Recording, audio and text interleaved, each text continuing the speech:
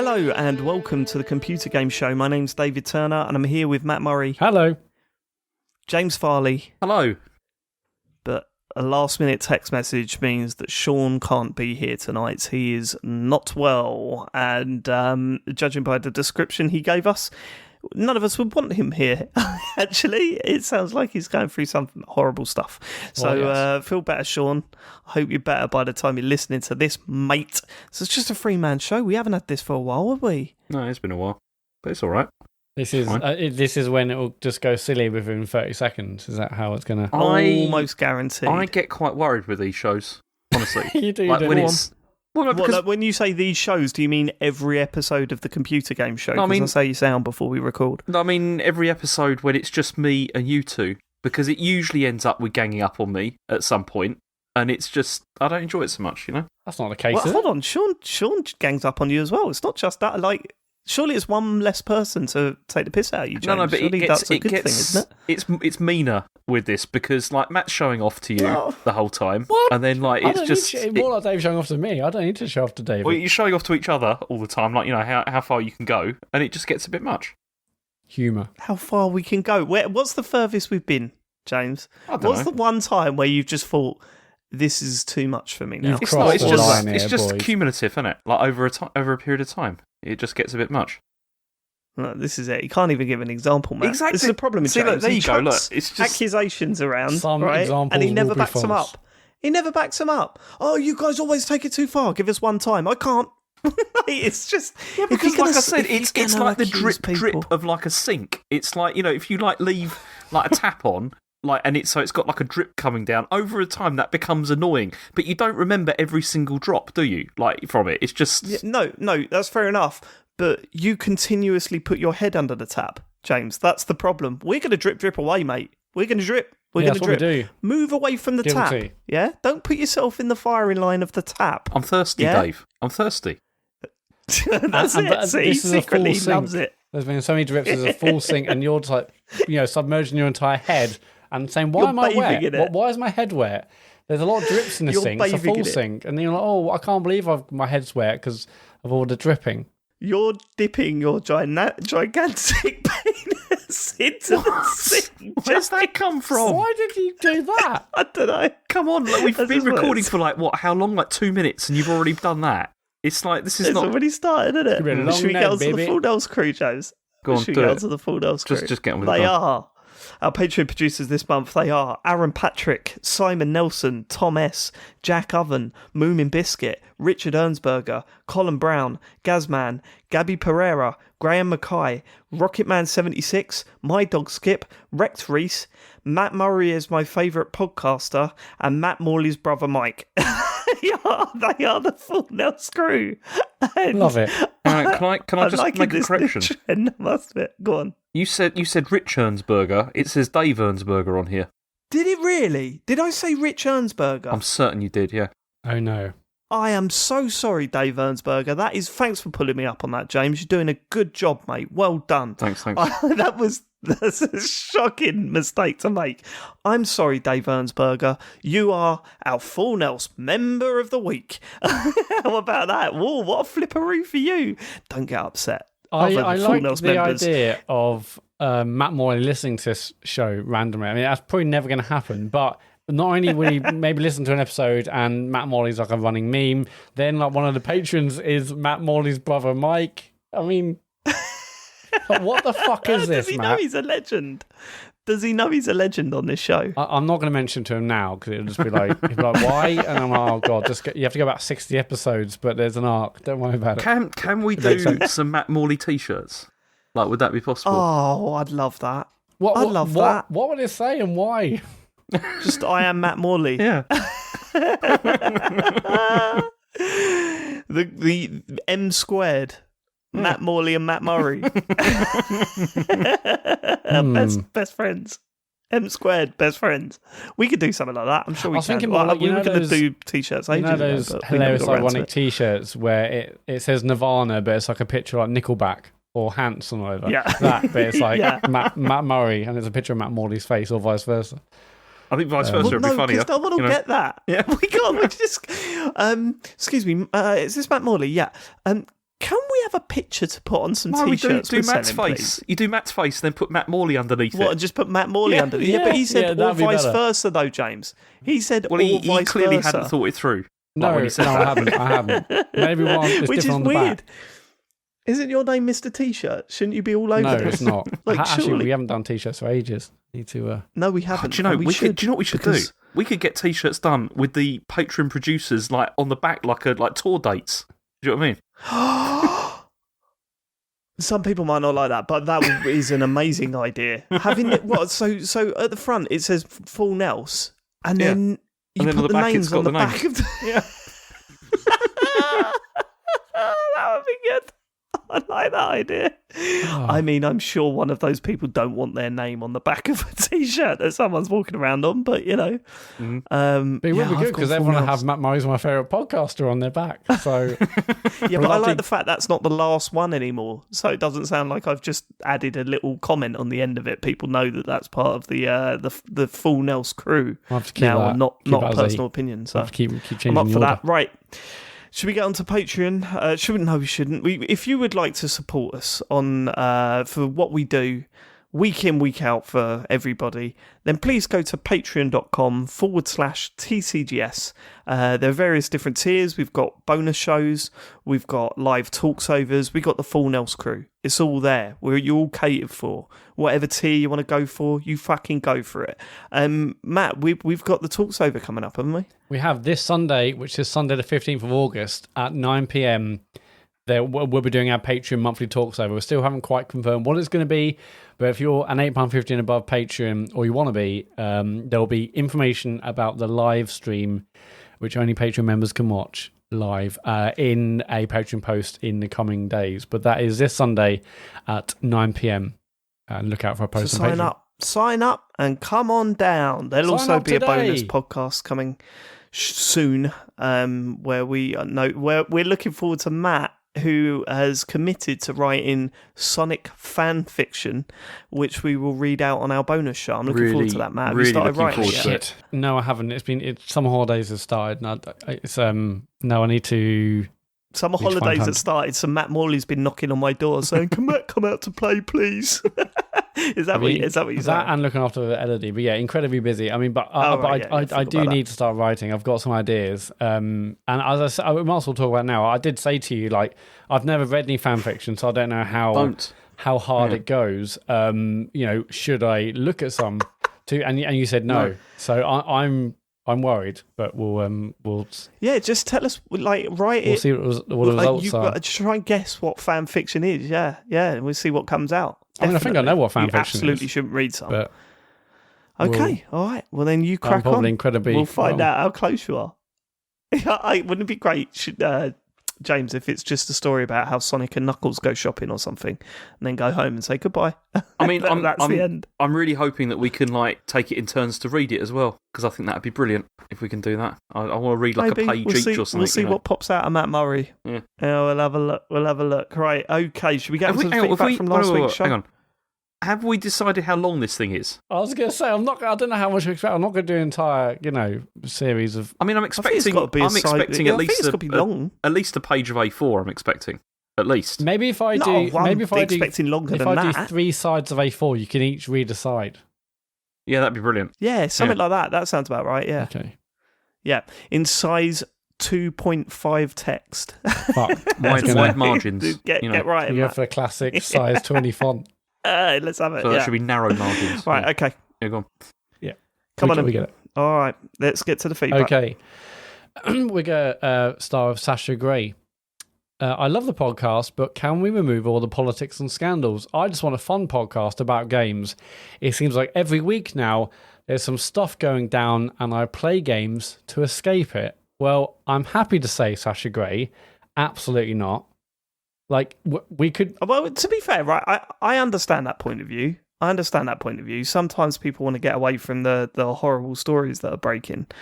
Like, I totally get it. But at the same time, there's no way we're not going to report on what is probably the biggest and arguably the most important news story of the year surrounding the industry.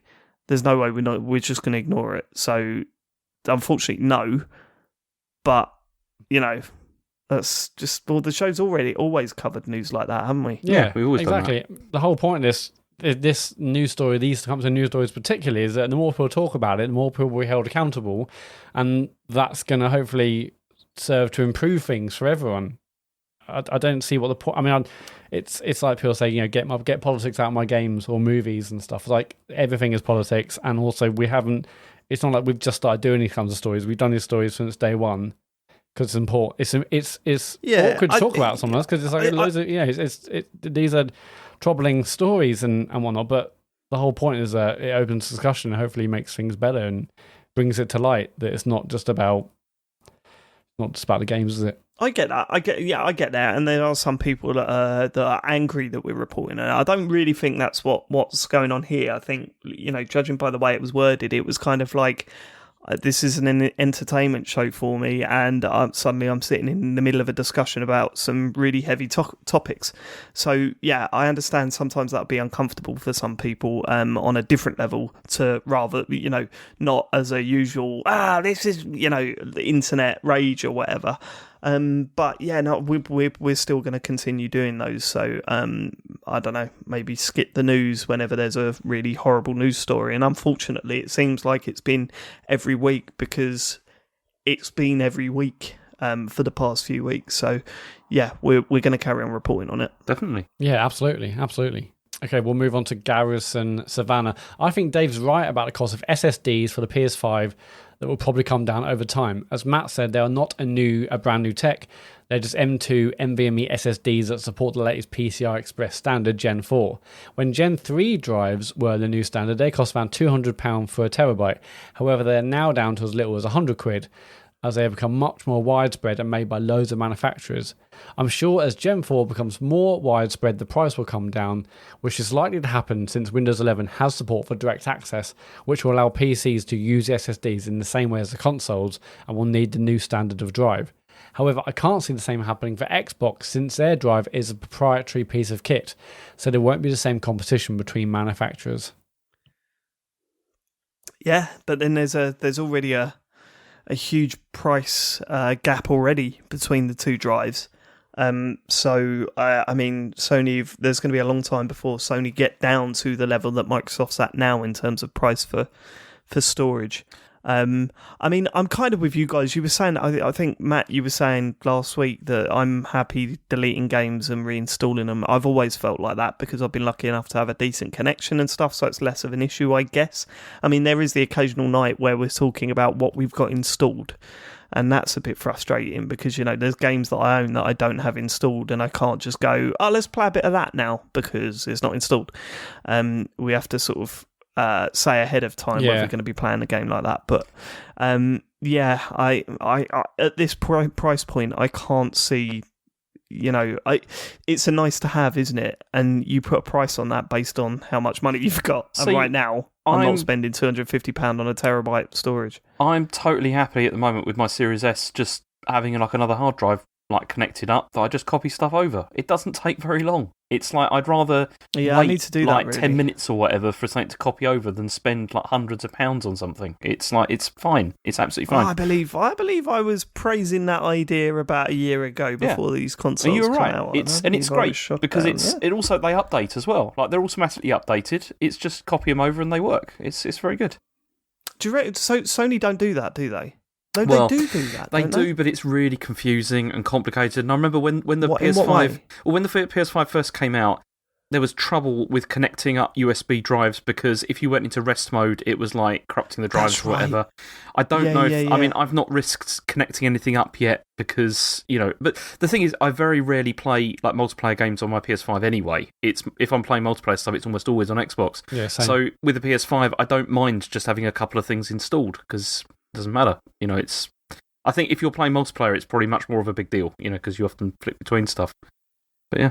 Well, hopefully they'll get that sorted because it seems like an ideal solution, really. If it's only taking 10 minutes to copy something over, are you able to do stuff while it's copying stuff over? Oh yeah, James? Of course. Yeah, you can do anything you like. Yeah, I mean, that needs. Yeah, that it just needs goes to be into on your the kind of PlayStation, downloads doesn't and it? updates queue, doesn't it? Yeah. Mm-hmm. It's fine. Mm-hmm. Okay. Yeah, but the thing is, I mean, I did say, I maybe there'd be a point where I do buy one of these, but when I bought the 4 terabyte drive for my Xbox, that was fine because that was kind of like that was almost unfathomably big. So it was just like set it and forget it, download everything. You don't think about it. Whereas 200 quid for a terabyte, that's still not massive. There's still a point where you're like, I'm still gonna have to play around with some moving things around. An extra 1 terabyte isn't so big. Where you're like, I'll download everything. Have you put that 4 Teza in your Series X? Yeah. Oh right, okay, cool. So you've been doing the old switcheroo as well? No, because basically I've moved all the optimized for X and S games onto the hard drive and onto the external hard drive. Onto the internal thing, but onto the external one, I've just got like old 360 games and old games because I was also getting kind of fed up. I had so many games installed on the external 4 terabyte drive that every time I clicked updates, I had like 10 or 15 updates for games. Oh yeah, that's a very 10 good or 15 point. updates for games I didn't play anymore, or they were massive, or it's like, okay, wow, you've got like updates for 4. I mean, like 4s I do have in, but like 4s are Fortnite, Call of Duty. It's like Gears 5. It's like these are I'm just downloading like terabytes of updates for games I'm not even playing. So all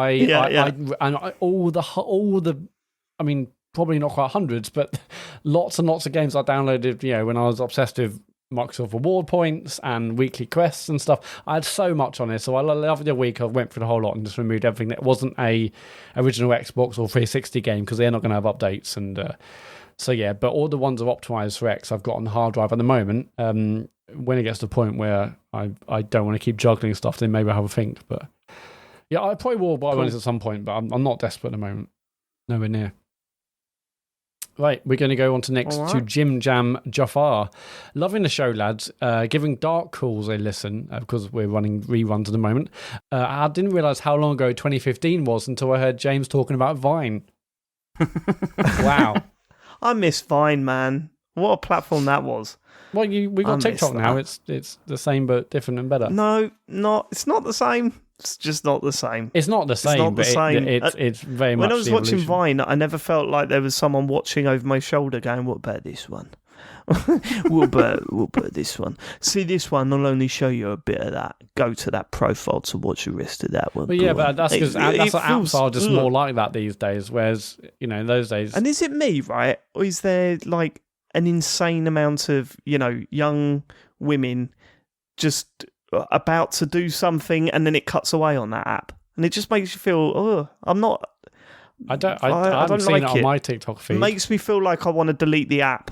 I don't use TikTok. I'm too old now for this. I don't use TikTok. Do you know when I text out? But couldn't we make him the best TikTok star ever? No. Like we could do something, right? If we gave him like a song to dance to and he could dance to it, he could do his break dancing. The only connection I've had with TikTok is watching it on Darman. When they do the whole like being TikTok famous thing, and they're always talking about doing a dance and stuff. It looks awful. James, you say too old for TikTok. It's a video platform where there's often kind of funny videos. How are you too old to watch fun, humorous videos? I tapped out with Snapchat. Like as soon as that came, I was like, I don't want any more social networks. Totally different platform. Like Snapchat is very much geared towards kind of private messaging and stories at other time. Matt, you're taking the wrong angle here, right? The angle should be you're too old for TikTok, James, right? Yeah. Not too old to stream video games on Twitch. It's different, though, isn't it? Quite comfortable doing that. Was it different? Okay. It is different. Okay. I'm not doing a funny dance. Yep. I'm not doing funny dances and stuff. You're okay doing a video games podcast. Only a percentage of TikTok is the funny dance. It's like it's YouTube, but in short form, basically. There's anything, it doesn't matter. Yeah, you are too old for it. Ooh, look. Oh, you only watched that for 3 seconds. Don't worry. What about this? This is a bit different. Watch this. And this is, you watch that for 15 right, seconds. Okay, can we move on? Can you stop doing that? It's horrible. Exactly, James. That's how I feel when I'm watching TikTok. So then don't watch it. Just don't bother. I haven't done for a while. Yeah, he hasn't watched TikTok since he created those ones, James, that he did when he was meant to be off the internet. Cam Ashworth. Speaking of old gaming TV shows, do any of you fine upstanding gentlemen remember a show called Game of Web TV? Sounds great. Which aired on a little-known Sky channel called Friendly TV sometime in the late 90s/early aughts. It was basically just Twitch before the internet really kicked off. You used to be on for hours, and they would just sit and play games while you could text in and ask questions. Keep up the good work. Oh my I can be God. asked to come up with a kitchen utensil or I innuendo. think we're name. looking. Cam. I think we're looking at a talks over here, like this. Yeah, I was just about to say there is. Tell me there's some stuff on YouTube. There might be some stuff. I think there might be some stuff on YouTube. We'll look into it. I'm not going to because Google it that now, will but be- Gamer Web TV sounds incredible. It kind of reminds me of Blog TV, Dave, which you and I were obviously obsessed with. Those days were good. Those were days they were good. the Justin TV days, or because obviously I think Justin TV must have been a thing already at that point, but I don't know. I think we were on both of them, but we would go onto those websites and we'd watch, and we would. I mean, we were mean every now and then, but for the most part, it was just really funny. Like finding someone on that platform that had a thing up saying, "Play me any music and I listen to it. I love all music and appreciate all music." Yeah. And we were sending things like the Birds of a Feather theme tune and the to them. songs from PES 2017 or actually earlier. Yeah. And they're like, this is and then brilliant. They hit play, and it was, "What'll I do when you?" And they were just sitting there looking at the camera, just going, "Oh no, that's a very sweet song. Thank you for sending it over." Yeah, absolute tears going down. I mean, the amount of. It got to the point where I would wake up like a sore jaw because I've been laughing so much until 4 in the morning. So hard. Because Blog TV. Good times. Very much good good times. Jenny Tollwarts. Howdy. When discussing The Ascent, Sean made numerous references to the game being set on a planet that is an entire factory. This isn't correct. The game is actually set in an arcology, a city within a skyscraper, hence why everything is about trying to get up the levels of the building. It's a minor thing, but I think arcologies are way cooler than factory planets, as proven by the fact you can build one in SimCity 2000. I rest my case. Keep on the great work. Chaps, that discussion about third-person cameras literally having me crying. Sean Bell. Quite a Sean clanger Bell, he's eh? dropped Maybe that's there, why isn't he's not here, Sean. Yeah, he's let everyone down there. He's let I reckon everyone that down. Sean saw this feedback, which I put in. I probably put the feedback in about 15 minutes before we recorded. He saw this and thought, "Oh, I can't be on the show. I can't deal with this." Maybe that was it. Yeah. So I can't handle this. So, someone's bringing me up on the What a arcology shame, shit. Sean. Oh no, I knew it would happen. I knew it would bite me on the arse one day. It's happened. We're going to end with Mr. Balloon Fight. Cheering up James. Since James mentioned that misery makes him smile, I highly recommend watching Lost That's not Soul. what I said. Yeah. No, you didn't say that. I highly recommend watching Lost Soul, The Doomed Journey of Richard Stanley's Islander Dr. Moreau. It's available to stream on Amazon, and it tells the story of a movie that seemed to welcome disaster after disaster from day one. You'll be green like a hyena for a week. That sounds amazing. This does sound good. That does sound good, actually. Yeah. Yeah, I'm sorry, James. You can't say, "I never said that, I never said that." And then what the person has taken from that is content that you are laughing and giggling about the fault of. Yeah. Like, you're so excited about it that, this is right up your street. Maybe you need to watch that and then report back. I will. I'm definitely going to watch that. Yeah, I'm going to put it on my watch list right now. Because you can. I can see him copying and pasting it from the doc. Because you can do like watch parties on Twitch but you and also all the list of viewers have to have Amazon Prime. But for certain titles, you can do that. I don't know if actually the Amazon Prime video plays in your Twitch play or what. But But please watch from James, and if it's as bad as it sounds, that could be a winner. Yeah, I just found it on here. I'm definitely going to be watching this. Okay, good. Thank you. That is it for feedback. If you want to leave us feedback or message about anything you want, go to tcgs.co/dear-tcgs. Cool. Let's get to the news. James Farley. Okay. I think we're going to start with an Activision Blizzard update because there has been quite a few things that have happened this week. Before. I mean, the first thing that happened was that we had President J. Allen Brack has left Blizzard. He's gone. So he was there for 15 years, and he's now left to, as they say, pursue new opportunities. So he wasn't fired, but he's gone. And why say it like that? What do you mean? I just, you know what I mean? No, why have they said it? Oh, he's gone to pursue opportunities. Oh, well, what are we supposed to say? Good for him. Oh, yeah. Yeah. I don't. Yeah, it's just gone. And so, Executive Vice Presidents Jen O'Neill and Mike Ybarra have been now co-leaders of the company, like effective now. Yeah, so Mike Ibarra used to work at Xbox for many, many years, and then went over to Blizzard. So I do remember that, yeah. But then there was a memo sent to staff where Brack acknowledged the extremely troubling hurt of current and former employees and called the behaviour detailed in the lawsuit completely unacceptable. But he's gone now. Then Blizzard's the HR executive has also left. So this was the SVP of Global HR, Jesse Meshuk, left the company earlier this week, or which would have been last week actually, because this is when this was from. And this was reported by Bloomberg because there was a lot of criticism over the HR department, which was part of the lawsuit, because they kind of seemed to ignore what was going on. And then later on, the Activision Blizzard staff rejected the company's choice of law firm because it turns out that Activision Blizzard wanted to hire this company called WilmerHale, which is well known for having pre-existing relationships with Activision Blizzard and its executives. And it's one of those ones which is kind of a union-busting, organisation that tries to discourage workers from unionising. So that wasn't very good. And then there was also a new lawsuit, but this time from investors. I mean, we talked a bit about this last week, but there's like a class action lawsuit has been filed by an investor company called Rosen Law on behalf of the studio's investors. They claim that Activision Blizzard made false and or misleading statements and or failed to disclose a number of things related to recent revelations. And then they are arguing that as a result, their investors suffered damages because of the allegations that have come out. And then finally, so that's an awkward one to consider, really, isn't it? Because it's very on one hand, you're thinking, well, this is going to make them sit up and listen, and hopefully react and change. But on another hand, you're thinking this is the reason they're going to sit up and listen and react and change. Because people have said, "My money, I'm losing money." The moral issues that have come up. It makes me feel uneasy, that. And then also, there's been fallout from advertisers as Coca-Cola and another company that I've never heard of called State Farm, who are probably massive. They've decided to reassess how they're going to move forward with like sponsoring things like Overwatch and stuff like that.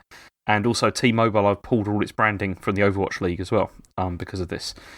So there's been quite a lot of things have happened this week in kind of response. I mean, you got these people in the leadership leaving, which is probably a good thing, but then also I hope they don't feel that this just kind of fixes everything, because obviously it probably it doesn't. No. And it's I mean, Bobby Kotick is somebody that needs to maybe consider whether he should be there or not. But it's a start. Obviously, it doesn't fix things, but people are going, which is good. The thing about Kotick, I mean, have you heard about the fact that if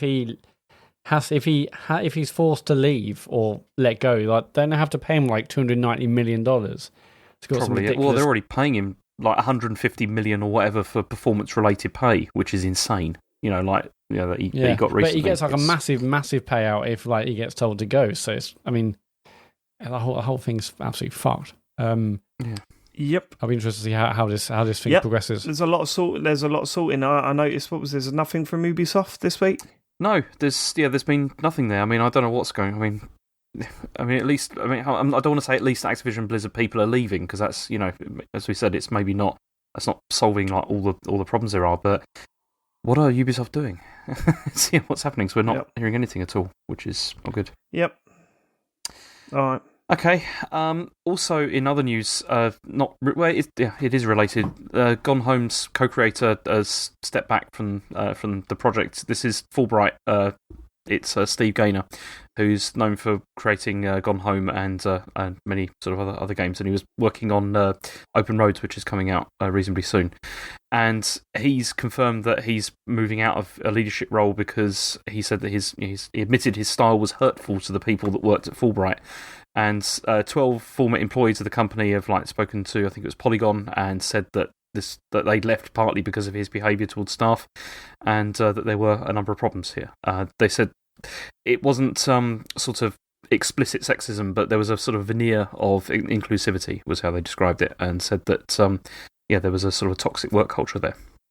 Yeah, so also bad. It was weird to see this news story come out, and then the result of that was we've moved this person to another part of the business. Well, yeah, he's still a writer, but he just wasn't working. Really addressing it. He wasn't really working in the office or whatever. He's still a writer on the project. Yeah, it's it's a strange one. It's That the I don't know how to Ubisoft feel approach, about that isn't it? either. It's the Ubisoft approach. You just move them somewhere else. It's a bit odd.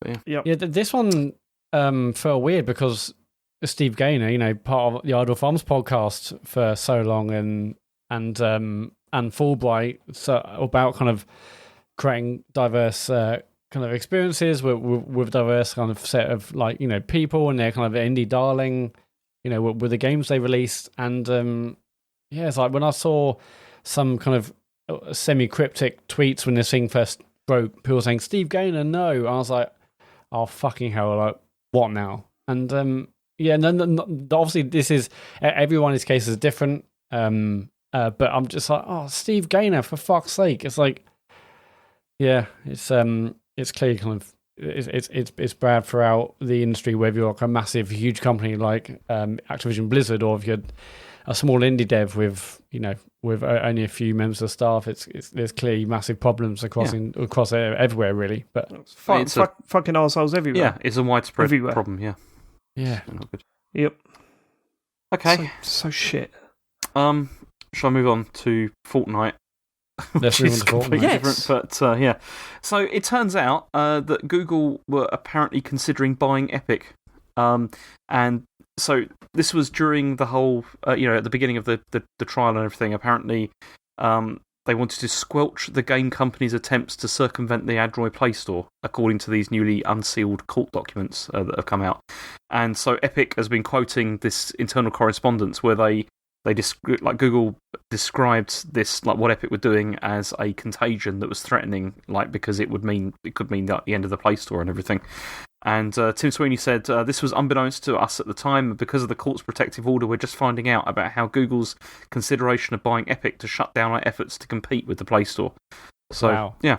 Go on, what's your wow? What's your wow for? No, I mean the cost, because obviously Epic, Unreal Engine isn't just using games, it's using films and TV, and obviously Epic and Fortnite, and the Epic Store now. God knows how many billions that would have cost, but the fact that they said, okay, well, these guys are encroaching upon our space, let's just buy them. But that's the thing, because to Google, whatever Epic's worth is probably Google loose change. Do you know what I mean? It's probably not a huge amount of money, on their bottom line. Well, not only that, you just kind of think the amount of money they invested in Stadia, they would have been better off investing it in Epic, really, wouldn't it? So, yeah, exactly. Yeah, no, it's a strange one, and it's sort of a glimmer of what could have been. Mm-hmm. But I don't know, man. That just sounds strange. Mm-hmm. I mean, they're threatening to Google Play, their own store. I don't know if they were. Are they? People are still using Google Play Store. That's one of Epic's objectives, though, isn't it? It's to be able to have their own store easily on all devices, so then they don't have to use the Play Store or the App Store or whatever. They want to get rid of those. Yeah. Hmm. Yeah, but it's a weird one. It's happened before, though. I mean, Microsoft did this with didn't they do it with Immersion or whatever? They bought the Rumble people or whatever, so that then it would stop court cases and stuff. There's been loads of things like this in the past, I'm sure.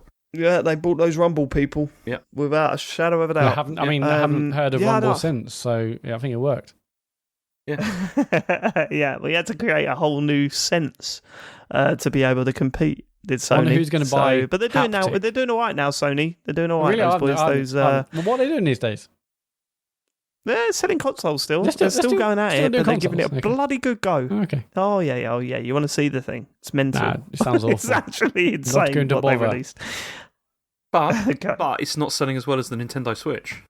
Because that shipped more than... good segue. Because that shipped more than 89 million units, apparently. Insane. And so it's now gone past the 360 and the PS3 to become the seventh biggest madness, isn't it? games console of all time.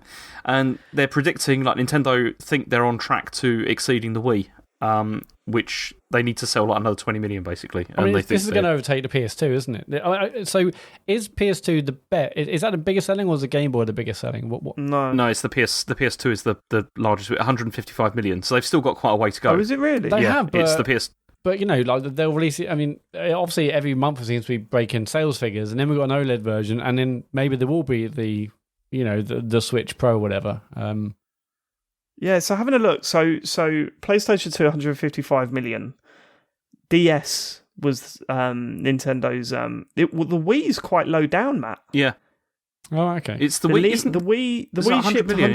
101.63 million. Pathetic. Yeah, so just over 100 million. Yeah. But the PlayStation 4, Game Boy, and DS did better than the Wii. Yeah. The DS is the second most sold console, successful console, with only a million behind the PlayStation 2. Mm-hmm. That's crazy, isn't it? That's madness. I mean, I think Nintendo DS. they probably could do it though. Like they could probably reach the PS2 Oh, if I think definitely. it goes on for another 5 years or so. They could probably, and they keep releasing good stuff for it, and you know.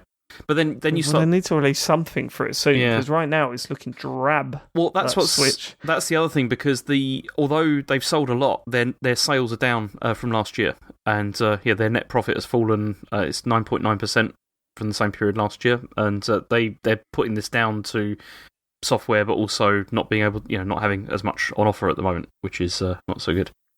And there's not. I mean, what's coming? We've got Metroid Dread, haven't we? And then I think that's about it. By the end of the year, there's not really the that much OLED else. Switch. I mean, that kind of does prove my point that maybe shifting the sales of the Mario All-Stars into the last year's period was not what they were going for, because surely they needed that in this year's period, right? Speaking of Mario, there's also Mario Party out in September. Okay. There's but it's not a new Mario Party, is it? It's an old Mario Party. I've never played a Mario Party, and it's some holidays, and I thought, okay, well maybe me and Eddie can play it. Like No. Are they good as 2-player games? Get Super Mario Party. Get Super Mario Party. Yeah, so the one that's out currently. Yeah. Yeah, 100%. That's a really good a Mario Party game. It's a good really one. Good fun. I mean, we call it Countdown to Tears at home because it's always. Oh god, yeah. Asher There always will be ends up tears, last, but no, 2-player games. It's got a game mode in it, right, where you play together on the same team, two of you versus either two other people or two AI. Okay. And me and Harry play co-op.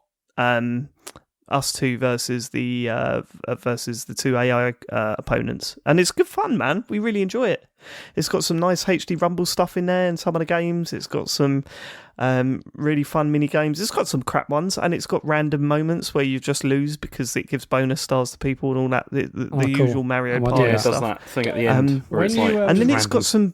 When you play, can you do it so you just play on one Joy-Con, or do you need two sets of Joy-Cons, or can one play on Pro No, you just need one Joy-Con each. No, one Joy-Con each. Okay, amazing, yeah. Cool, yeah, I was like, that's the only way you can play it. And I was like, oh no, the new one's out soon, but then, okay, I'll just get the current one, and I think we'll enjoy that. Yeah, get a current one, because that's more based on the system that you've got. And, man, I just had a thought. If you get that, I'm we could well do up a stream. I'm well up for it. We could do a stream. I'm well up for it. But Sean's refusing to buy it. We've suggested this then before, just leave and him Sean out. said, "I'm not buying Mario Party." Then just leave him out. We'll get someone else in. He's gone now, anyway. He's gone. Good idea. Sean who? Good Let's go. idea. I love a bit of Mario I'll Party. get that in, yeah. I mean, it's still 50 quid. But, can't you take something back to CEX? Let me do that. You know what? Actually, take your Switch back and take a set of Joy-Cons back. It's weird. I've actually got kind of physical games in my house for the first time in ages because I just haven't bothered going to a CEX. This is unlike me. I've got like, what games you got? I mean, I've got Just Dance. I've got Animal Crossing. I've got the new Skyward Sword. I've got Mario, Bowser. And I've got something else. I can't remember. Just take. Right, take Skyward so here's Sword. You're never going to play it again. Let's go through them. Let's go through that. Right, so you've been playing Skyward Sword. Yes. So you're keeping that. Yes. Haven't you got Ratchet and Clank? No, I'd already sold that for something else. I think. Okay. How far into Ratchet and Clank did you get? The credits, you twat. Oh, you completed it, right? I didn't know that. We talked about it on the podcast. I tune out. What was the other game that you said? I just listened. The Animal Crossing. Well, you could probably get a decent whack for Animal Crossing. No, but still, Elodie right? still plays that every day. Yeah, you can't. Oh, get rid really? of that. She's still playing it. Yeah. We blew up our island and we haven't really done much with it since. I guess I could just get rid of Just Dance, but no. I'm going to buy this I'm going to buy this Mario Party because you won't get anything for Just Dance, Matt. No, you won't. You're swimming in those copies. It's ridiculous. It's a yearly released game, so I don't think you get much for that. But all right, good luck. Thank you. Luck. But I would get Mario Party. I think it's really good fun. I like it. Oh yeah, I forgot. I'm still supposed to be talking, aren't I? Yep. Which is what's the story? Oh yeah, so Switch. Yeah, I mean, so it's still a fair way off the PS2 record, right? Still at 90. Yeah, it's 60 million or 65 million. Yeah, away, 60, 70 million. Yeah. You know, like when they do a Switch 2, obviously that won't count. But maybe Nintendo just to kind of take Sony's record, they'll, like Apple do with releasing a new phone and keeping the old one on offer. Maybe they'll just keep the Switch on offer. I mean, because the games will be, when the Switch 2 comes out. That's not really what they tend to do, though, is it? Is it? Well, no, you just said they do. They try to move people onto the next consoles, don't they? Because that's where they'll be releasing the new Mario, Kart, the new Zelda. But there's no pressure for them to do a Switch 2 at the moment, is there? I mean, they're not even going to do a Switch Pro. No, there's not. There's absolutely not. But that's what's really weird, isn't it? Because normally, at this stage in a Nintendo console cycle, they're already bigging up what's coming next. But they don't need to do that because they've got like 80 million or whatever of these sold. Oh, so, and they got that bigger screen coming. They got that bigger screen coming, true. James. Yeah, that's true. That. But normally, by this stage, you're thinking, okay, all the same games are going to come out, like on the next-gen hardware, there's going to be new versions of Mario, whatever like that. We're not used to this situation where it's like it feels like we're still mid-cycle, but they run out of stuff. Do you know what I mean? It's odd.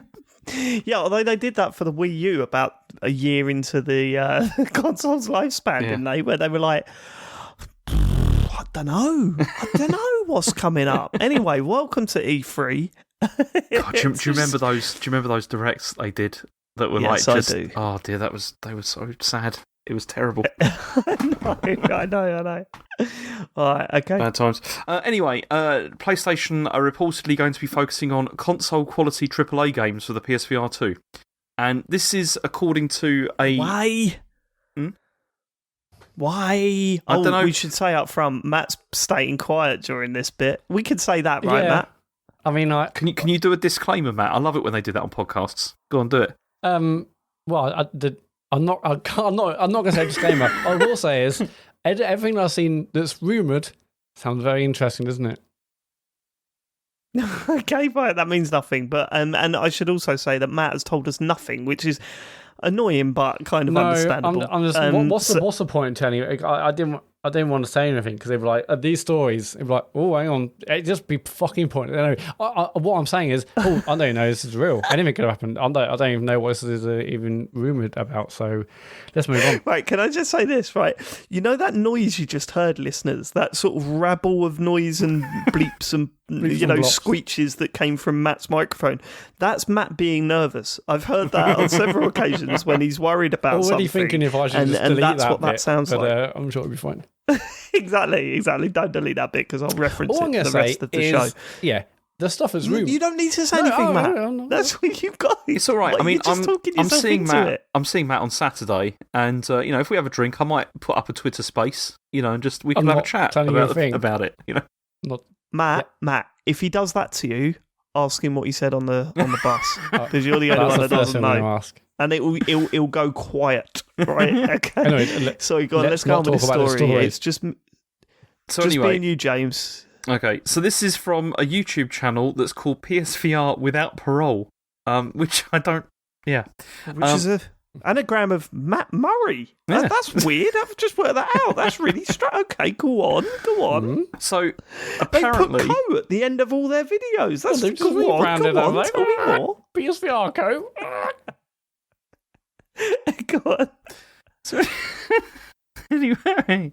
anyway, so they say that Sony recently held a private event for potential PSVR 2 developers. I mean, the company said that it would like to move away from VR experiences and focus on console quality AAA games. So it turns out that what they're trying to achieve is they're trying to create what they're calling these hybrid games that can be played both in VR and on standard, just like on screen. So in similar the way they say to like Hitman 3, where you can play that like optionally in VR or you can just play it on TV if you want. So the idea is that then players will be able to download either the standard or the VR version of a game. I mean, presumably it'll be very confusing because it is at the moment for anything you download on PlayStation. I don't know. So- A friend of mine said that it's really straightforward. A friend of mine was saying that actually it's not quite right, all these rumours. There's some more specific details about, how powerful it is. Yeah, a friend of mine was telling me this. He was saying, actually, you can actually unplug the cable and use it standalone, my friend said. Oh, really? That's interesting. Yeah, apparently my friend said that he actually tried it And and did it. Presumably, you got a price as well, Dave, presumably. For this person. My mate gave me a price, don't you worry about that. £700. And a release date? Presumably a me. release date as well. Yes, my friend said that it will be the holiday season 2022. No, I'm joking. This is all a joke. It's clearly a joke. Matt's told us nothing. Right, go on. Let's hear what the rumours are. Go on. And also, Sony have confirmed that they're going to sort of push for original PSVR games to be remastered for the new hardware. So presumably that means things like... I mean, okay. Look, we've spoken about PSVR 2 quite a bit on this show, and it's because, we had someone on the show that was very interested in VR, I mean, I still stand by what I said. I'm reading the rumours and stuff, and I'm thinking, this should not be the route they're going down. Like, no. This could be their portable device. This could be their replacement for the PSP. Yeah. If they bought a standalone PlayStation VR headset, that's going to raise eyebrows. That's interesting. No one wants... Definitely. As we said, especially because you've got all those PSVR games already that are already available. Just make them all available to play, not on the go, but do you know what I mean? Without a machine. It'd be fantastic, that would. Well, my point is this, right? And anecdotal evidence, clearly it's not... There's got to be some more behind it. But if I had a PSVR and I put it on someone's head, they go away thinking, oh, that looks fun. But, I haven't got a PlayStation. I'm not going to get one of these because, all the cables and all that, and I'm going to have to pack it away. The amount of times I've stuck a Quest, which is subpar compared to what PSVR could do, apart from the controllers, admittedly, but in terms of the game, certainly, and in terms of visually and the power that was being put into these headsets, you put a Quest, like a Quest 1 on someone's head, and you put Vader Immortal on, and their mind is blown, and they instantly go, how much is this? How can I get... Yeah. I want one of these. Right, that's the reaction I've had every time someone's tried a Quest out for the first time. And I just think... Surely how are you not going for that market? A brilliant brand like that with a standalone headset just seems perfect to me. It's strange. The only thing I think, because the only thing that I think is not so bad after reading this as I thought it was going to be, is this idea that if they're going to have like these hybrid games, that makes some kind of sense to me. If it's going to be like this, but then also that is a bit of a worry because that means what kind of experiences are you going to get? Do you know what I mean? Is it just going to be like tacked on VR? Is it going to be even worth it?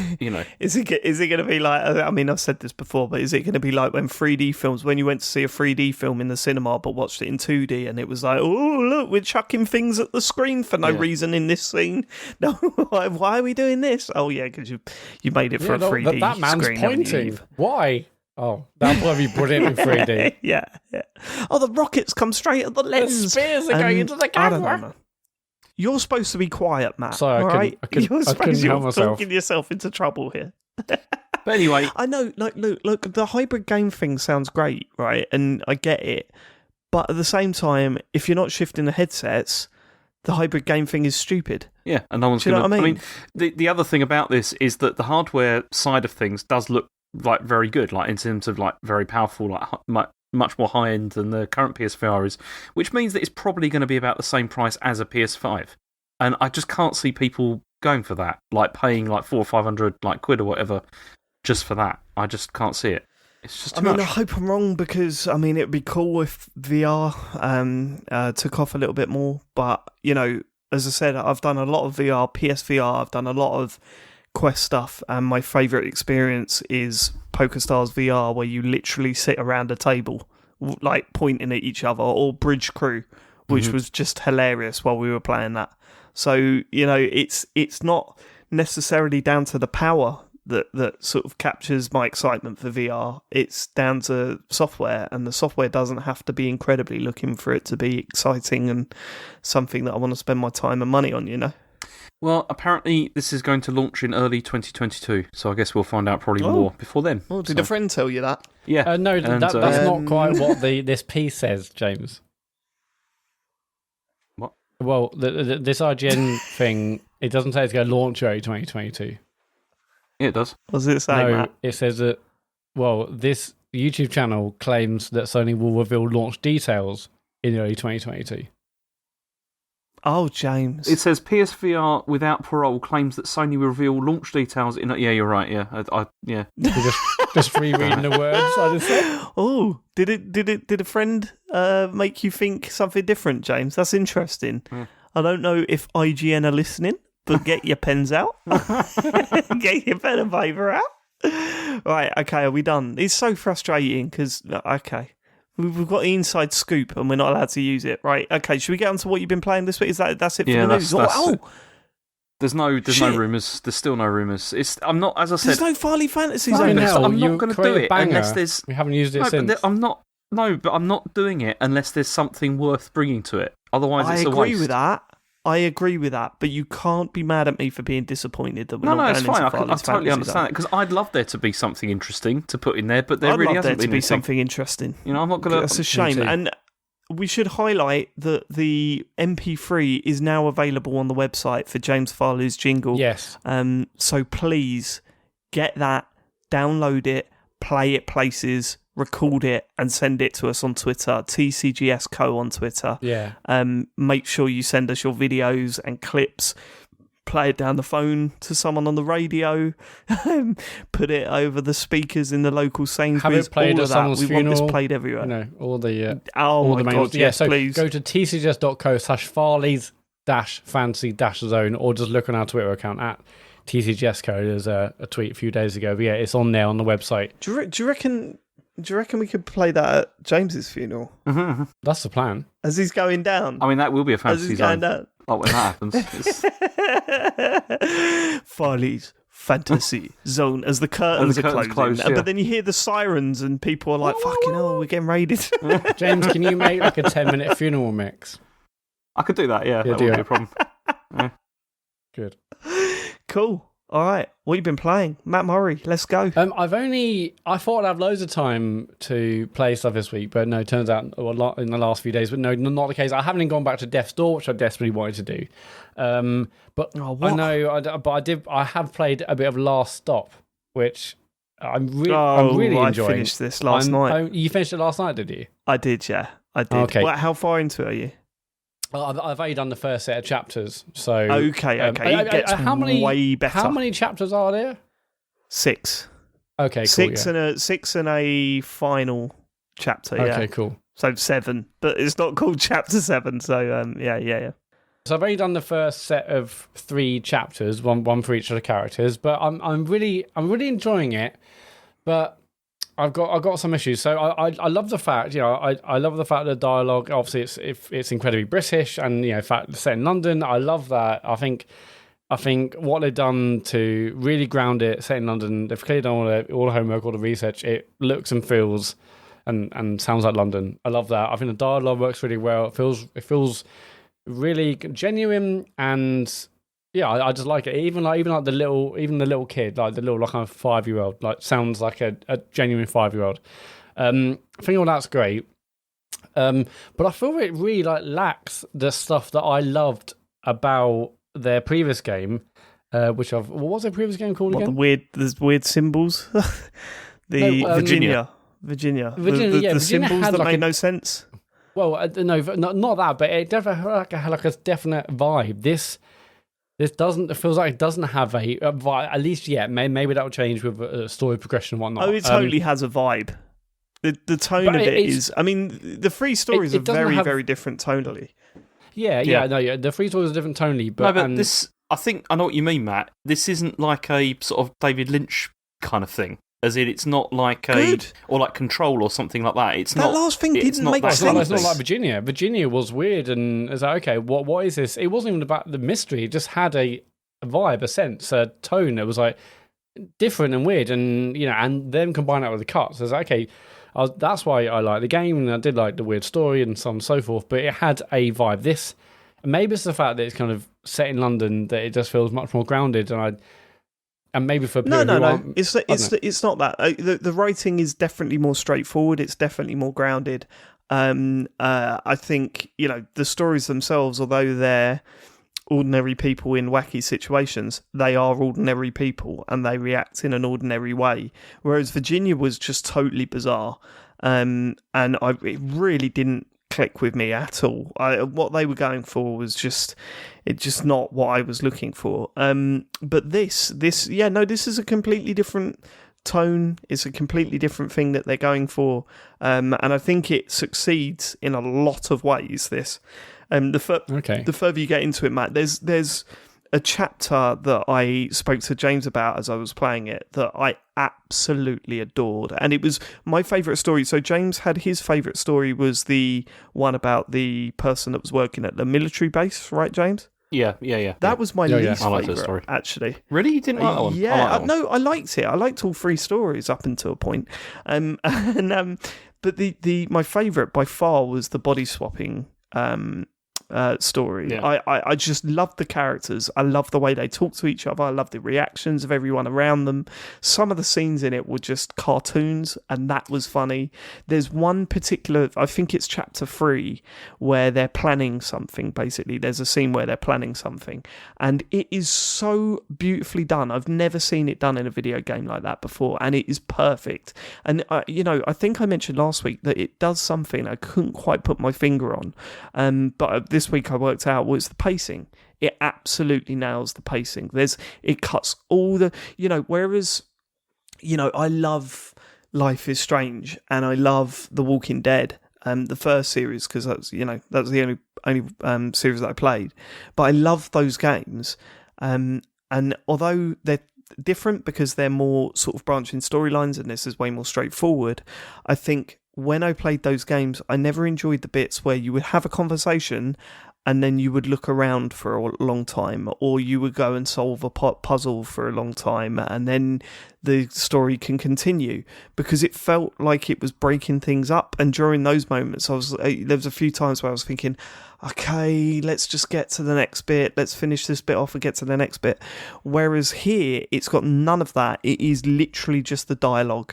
There's a few little mini games and stuff, and I think that really worked. If you combine the pacing of this with the moral choices and branching storylines of, say, Life is Strange, I think you would have something special. You know what I mean? I really do. So I think it nails more than Virginia did in this. But I can see why you would be a little bit disappointed that it didn't go down the surreal path. I mean, it does eventually. Yeah, don't say anything. But not to the level that Virginia does, That's why I said, like, to you when you started playing it, I was like, it goes places towards the end, but not like in a Virginia way. Like, it's still coherent, I thought. Although, I mean, it's interesting, like you saying, so you preferred the other two stories, yeah? Like they were the preferred ones.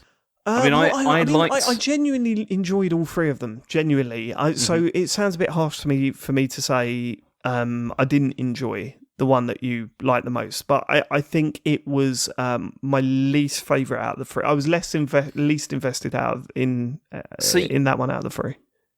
The third one was I really found very interesting, but it's also the one that I thought had the worst payoff at the end.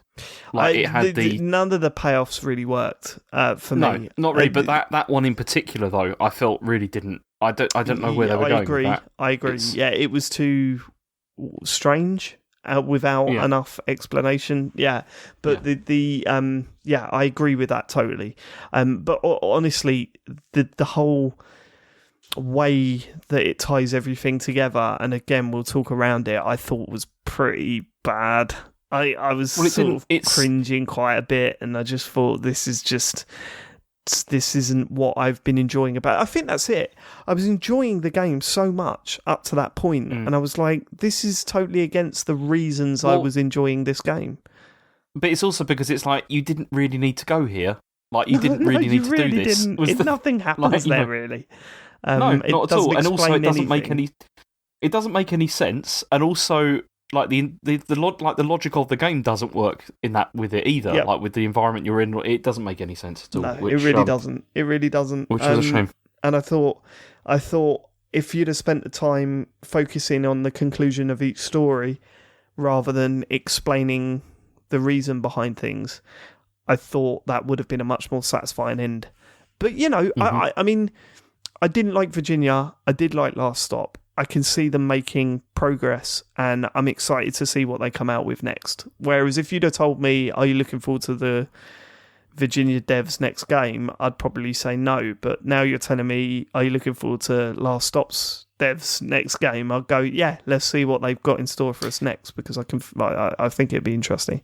Also, I don't know if you thought this, Matt, but I thought the voice acting was superb in this. Like, really good. I thought it was been really good so far in the chapters I played. I think it's felt natural. Yeah. It like pacing, just like technically how it worked compared to even some of like the stilted scenes we've seen in Last of Us and inside Life is Strange and also Walking Dead. It just feels like it flows really nice and well, and it feels natural and real in a way that others haven't. Cool. No, okay, fine. I mean, no. Yeah. I agree with you. Yeah, no, I totally agree with you. One thing I'm not also a big fan of for this game is I don't see what the point is of the bits where we have to control where the character walks. It's weird, isn't it? Because the camera needed. The camera controls I'm are not a problem. like, oh great, I'm pressing up and then the camera's changed and I'm now pressing left. Like there's no enjoyment. There's no benefit.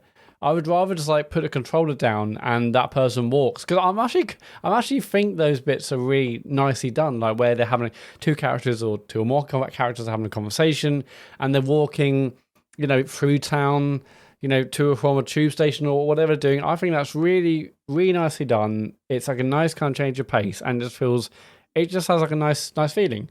But I don't see what the point is of giving the player control over that bit. It's like it doesn't benefit me. Well, no, because I'm sure that they did that because there's so little interaction in general anyway that's they all felt they needed really. to give you some sort of control. But I guess it doesn't really work because the amount of times you sort of just wander in the wrong direction and then realise that you have to go, oh, I need to go this way. So it just makes the scene look strange. It breaks immersion. Like, there's one, I think, it's the story where you're the guy who's got a young daughter who does, he has the body swap. There's a bit where you meet someone from work, after work maybe, and you're having a chat with her. And I didn't, and basically you're going, this must be before work, and you're walking to work with this person.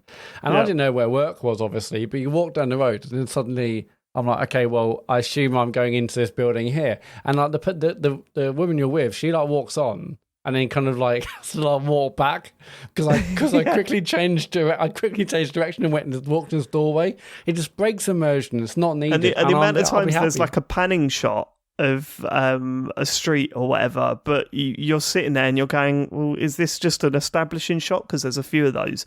But then you notice two people just standing still in the corner and you're like, oh, right, oh no, I'm controlling them. Okay, fine. I mean, there's one bit, I think it must be the same guy where like there's the camera angle changes and just before the camera angle changed, there's like a crossing over the road, and I'm like, I wonder if I go there. And then the camera angle changed, and I couldn't see my character on screen. And I was like, I assume I just have to press left, and I cross the road now. I mean, I do love that kind of stuff because that stuff isn't really in these kinds of games often. Yeah, and it looks great. I love the fact that the camera angle changes, and that's like it's just like a nice feeling. It's done well, but then I just don't need to be able to control the game. There's got to be a better way of doing it. Yeah, I'll happily put my control down. I don't. If the only control in this game is me selecting dialogue choices, then or maybe in like a certain specific area, I'm happy to move around. But those panning shots just take the control away from me. I don't need it. It doesn't benefit me or anyone. I'll tell you the other thing that made me laugh a lot was the dialogue choices where you'd be talking to someone and on the left side of your dialogue choice it would say, I'm bored of this conversation, and on the right side of the dialogue it would say, I'm going home, and you're like, what should I do? I'll pick I'm going home. And then the character will say, I'm bored of this conversation, I'm going home. And you're going, well, that was all right, okay, that was fine. That was one of the major complaints with the game, though, was that it just feels like it doesn't really matter what you choose, like for the things, but when because it's sat you still get blatant the with same. it was like, okay, right, I could have picked either of these and they would have said the same thing. It made me laugh a lot. It doesn't do that throughout, and there are some moral choices in the game. But, Okay, good. they're very, no, don't look forward to them. So That's all I are would there say. different endings? No, there's only one ending. It's not multiple endings, I don't think. That's not true. Is it not true? I thought it was. I No. thought there was only one ending. Well, no, because we'll talk afterwards. You've cut. Okay, no, Okay. this is good. So How it's not did a you linear think story. that? No, it's What do a you mean, how very did I linear think that? story. It's a very, very linear story. I didn't think that there was really like massively different endings you could get. Well, not massively different, but there are different endings for each character. Well, yeah, but they're not. Okay, yeah, but are those Well, there you endings go. changed by decisions you make? Yes. Right. Okay. Okay. Well, let's talk about it afterwards, because I was not. I didn't think that the changes were that big. Like between each character. They're not so, massive, okay. no, but they are different endings depending on what. Okay, Well, all yeah. right, There's. we'll I talk can about... think one of them. I can think of specifically. Yeah, I Okay. know what you mean. Yeah, but it's not huge. It's not like big, like massive changes, though, is it? Okay, we'll talk at the end. I don't want to spoil Okay. anything, but that's anything else on Last Stop, Matt? No, I'm looking forward to going back to it. I just haven't had enough time. But no, I'm glad you mentioned it, James, because I know I'd heard people talk about it and I saw some tweets and stuff. But after you guys talking about it, I'm glad I downloaded it. And we all enjoy the Life is Strange games, but this feels like it's just doing things in a different style, which is great to see, because I love these types of games. It feels like it's really only kind of Life is Strange devs that are really doing stuff at the moment. Telltale's kind of stopped, so it's great to see someone else doing it and doing it in a different way. Okay, so I'll go next. I'll do a brief mention of Death's Door, because this is the game I've been playing most this week still, even though I've completed it. There are a set number of things that you can do after you've completed the game. I have done everything, absolutely everything. I've found everything. That's mad. I've done everything. It just become a zone out game. I suppose it was like Spider-Man. A few of the things that it asks you to do are a bit dull and boring, but it gives you enough to go on to actually do that stuff without it being too crazy. It gives you enough hints and clues and stuff like that. And some of the stuff it asks you to do is absolutely fantastic, and I really do recommend checking out some of the further boss fights in that. It's it's pretty good fun. Again, I don't think it ever gets as hard as the main game. I think the main game gets harder than any of the extra content at the end of it, like the end game stuff. But there's still that challenge there, and it used to excite me. It excited me when I got to the point where I was like, I haven't been in this area, and this is a hard fight. Brilliant, let's get stuck in. And then collecting stuff can become a bit of a chore, but it become one of those things where I just zone out and stick it on and just keep going and checking things off my list. The one problem that I have is that I can't see. I'm on 98% complete because I haven't seen the final ending of the game. And when I tweeted about it, the dev got in touch and said, "Yeah, that's a bug. We're hoping to fix that in a patch." So I haven't seen the true ending of the game yet, even though I've done absolutely everything. And if I'm right, and I think I am, you don't have to do absolutely everything to see that true ending. You just have to do the tasks that you need to do after the credits. You don't have to find everything and look for everything and unlock everything. It's literally just... Oh, really? Okay, Yeah, that's interesting. Yeah, it's literally just a few tasks that you need to do before you can go and see the final ending. But for some reason, the game hasn't recognised that I've done one of the tasks, and I definitely have. And I'm absolutely gutted that I can't see that. I tried is there everything. like a final boss to do after that, or is it really just collecting I don't everything? know, because I didn't want to look it up. I know where I need to go, but I don't know what's behind the place that I need to go to. So I've got no idea what that final ending is. I'm sure it would be great because the whole game's been great. Have I uninstalled and reinstalled it? Yes. No. Is that what Did you you're say gonna it was getting patched? Is it getting patched? Right, okay. So the dev said they seemed surprised by my error, but also said that it might be down to a glitch or a bug that was patched on the Windows version, but hasn't been patched on the Xbox version yet. But they're hoping that an Xbox patch will be coming this week. So hopefully that comes out, it fixes everything, and I can finally complete that game. I'll be a bit sad when I do, though, because I've enjoyed it so much. Like, it's been such a joy to go through. That I'll be a bit gutted when it's gone. But my word, yeah, I love it. I love it. Just such a shame that I can't see the ultimate ending to that game yet. It's killing me. It is killing me. I don't want to watch it on YouTube. I want to actually see it and experience it. So I'm a bit sad. Have you not done any of the in-game stuff yet, James? No, I've not touched it like yet. I mean, I probably will. That's unlike you. I know. Usually you're all over that. I'm going through a weird moment with games at the moment, and I just didn't feel like it at the moment, but I probably will go back. It's very doable. I mean, it seems really intimidating when you look at one of the tasks that you need to do. But actually, as I say, if you pick up the right things, then it becomes a lot easier. But yeah, no, there's still a couple of things that you kind of think, oh, what? I'm going to have to do that. But actually, most of the stuff that it's asking you to do is on the main path anyway. So yeah, I mean, I love Death's Door. If you've not played it and for some reason haven't downloaded it based on everything we've said about it over the past 3 weeks, then definitely go and get it, because it's an absolute winner of a video game. So I've been playing that, and I also very briefly tried Back for Blood with the open beta or the closed beta. I want to hear about this. Involved in that this weekend. So how many? Massively popular. Over 100,000 people, they said. Okay. Massively popular. So loads of people on Twitch playing it. So yeah, I mean, I now, just full disclosure, I played this last night. I did 3 sections of a level. Now, if you remember Left 4 Dead, for example, one level was broken down into 4 sections, with the end being like the sort of big boss battle. They were broken up with safe rooms that you get into, and then you could heal up and reload your ammo and all that sort of stuff, and then you open the safe door and started the next part. Honestly, I know it sounds stupid, but I was surprised by how much it feels like Left 4 Dead. Like, the shotguns all feel right, all the weapons feel right, the enemies all feel very similar, and there's a few sort of, what I would say, sort of cheap replacements. So instead of setting cars off by accident and stuff and calling a horde towards you or whatever, it's just crows everywhere, just like little groups of crows. And I hope, there's more to it than that when it comes to the game coming out. But at the moment, at the level that I've been on, it's just been crows.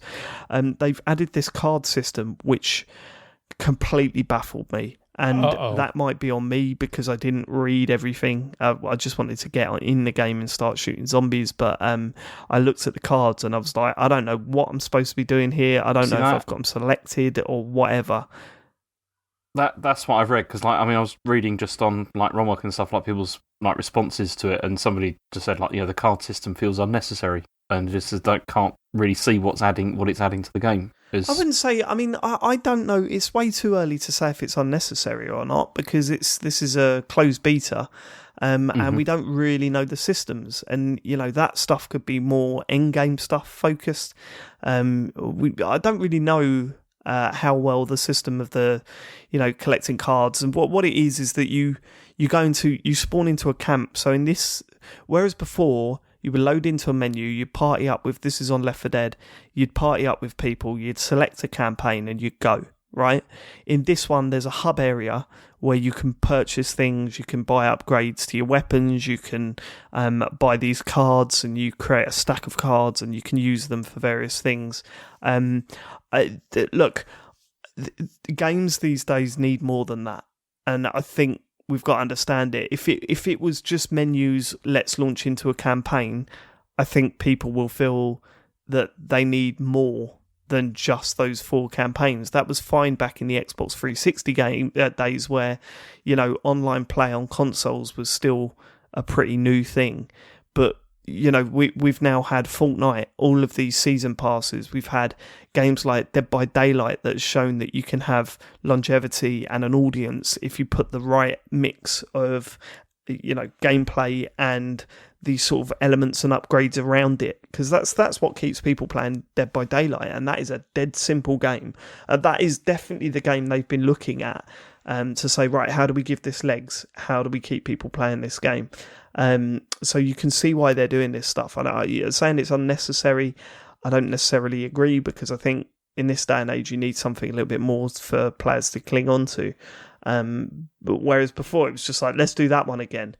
The other issue that I had is that, I mean, I think we just set the difficulty setting way too low last night when we played it, because it had none of the drama that Left 4 Dead offers. You know, we had no moments where it was like, I've just been hit by a hunter and I can't get up, you need to save me. Really? There's a tank coming. Yeah, it had none of that, but I am almost certain that it's because we went in at too easy difficulty setting. It was just, we were blasting through everything. There was a main boss and we took it down in seconds.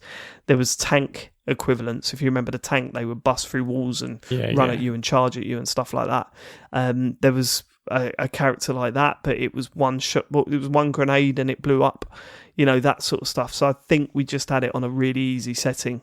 But there's part of me is like, I've got to give it more time to decide whether I'm going to go for this.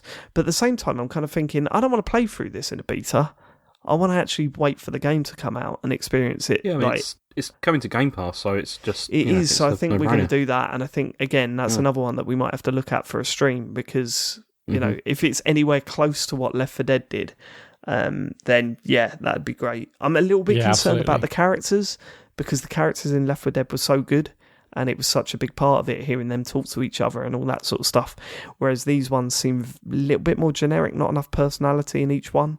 But again, this is based on... It's early days, though, isn't it? Yeah, but it's based on 3 little portions of one mission that we did. So it's not a fair shake of it. But I'm definitely going to try it when it fully releases. I just don't know. Is the beta still going?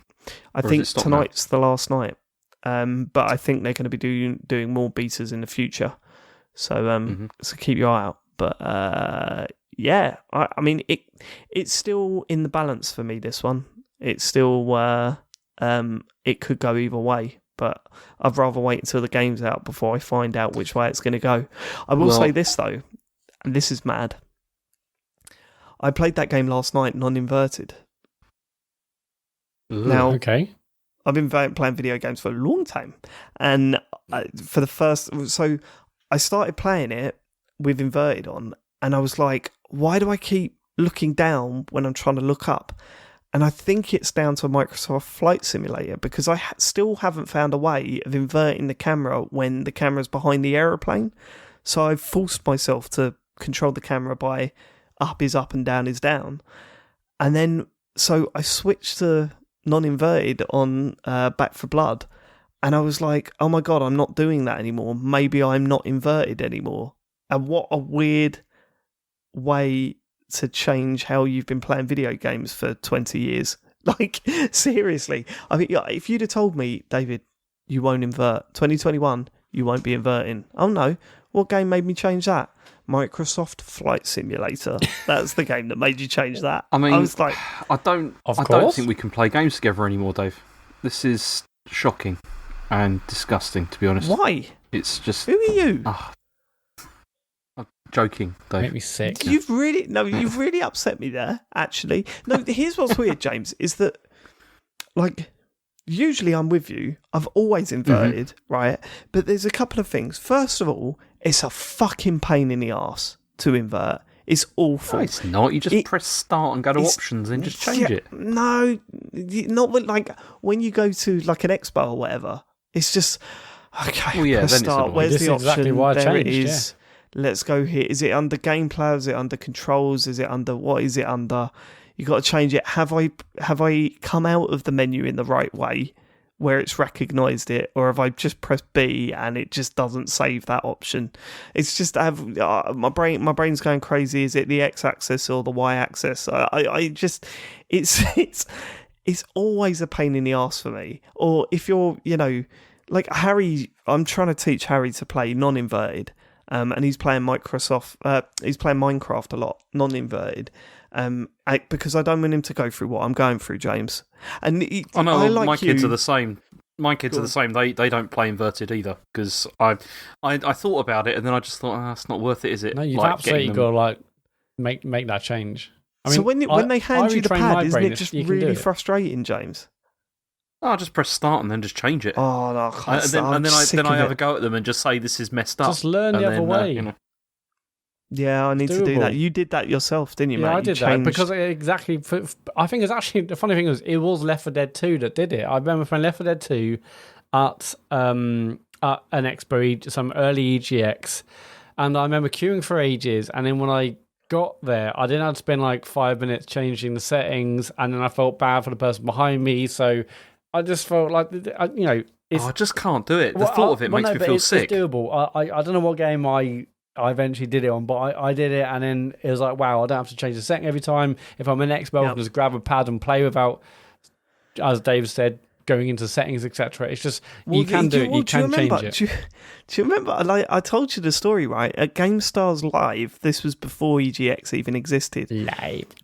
Halo 2 was being demoed, like months before it came out. You could play Halo 2 multiplayer. I was so excited. I queued up for 3.5 hours to play one multiplayer game of Halo 2. And when I got to the front, I pressed start to change to inverted, and the staff come over and said, no, you can't. You're not allowed to do that. We're launching now. You can't change the settings. And it just was rubbish because I couldn't do anything. I couldn't shoot. I was looking at the floor 90% of the time. I was absolutely gutted. I don't want to do that no more, James. I don't want to do it no more. It's just they've won, for me. James. I just think I don't care. No, I'm just thinking for the off chance that I might play a game at an expo, it's not worth it. James, I just can't do it. I don't care. The non-inverters have won. I'm drawing a line here. I'm not doing it. That is ridiculous. James, it's also for you. It'll make it easier for you. You won't have to go in every game and change things. No, I'm quite happy to do that. I just can't. The thought of playing like a first-person shooter, not inverted, makes me feel ill. Like, I just can't imagine how that would work. I just don't like it. For me, the whole inverted thing started when I was playing like Turok and GoldenEye using the N64 pad and using the C. because that was inverted as default. I was using the C buttons and the smaller C buttons as forward, back, left, strafe and stuff. Bringing up the stick. crosshair when you used to hold, what was it, R on the N64 pad for GoldenEye. Bring up a crosshair for precision aiming, and that was inverted. So that's what did it for me. Yeah, but because I was using the C buttons for movement and then the stick for looking around, and just like that was just how I played it. Same. But you can retrain your brain. I used to argue, James. I used to argue and argue and argue, and I was bitter and whatever. But Microsoft Flight Simulator has changed me, James. But I inverted that as well. I don't understand what the problem is with that. I couldn't do that. I couldn't do it. I couldn't. Like when I went to the settings, it already said, "Yeah, you're inverted." And then I went to the game, and it was like, "No, you're not." That's a game where being inverted makes even more sense. It's a fucking fight simulator. Yeah, I mean, I played Flight Simulator using regular controls, whereby it's inverted, because that's what you do in can we stop talking about this? It's making me feel really depressed. Why? Can we just stop? Because it's just weird. It's just weird. I don't know you people anymore. Can we just move on? I'm still the same person. We're still the same person, James, but I think we might be better people now. Yes. Whereas James is happy to waste his life in his little menus. It's fine. I know what's right.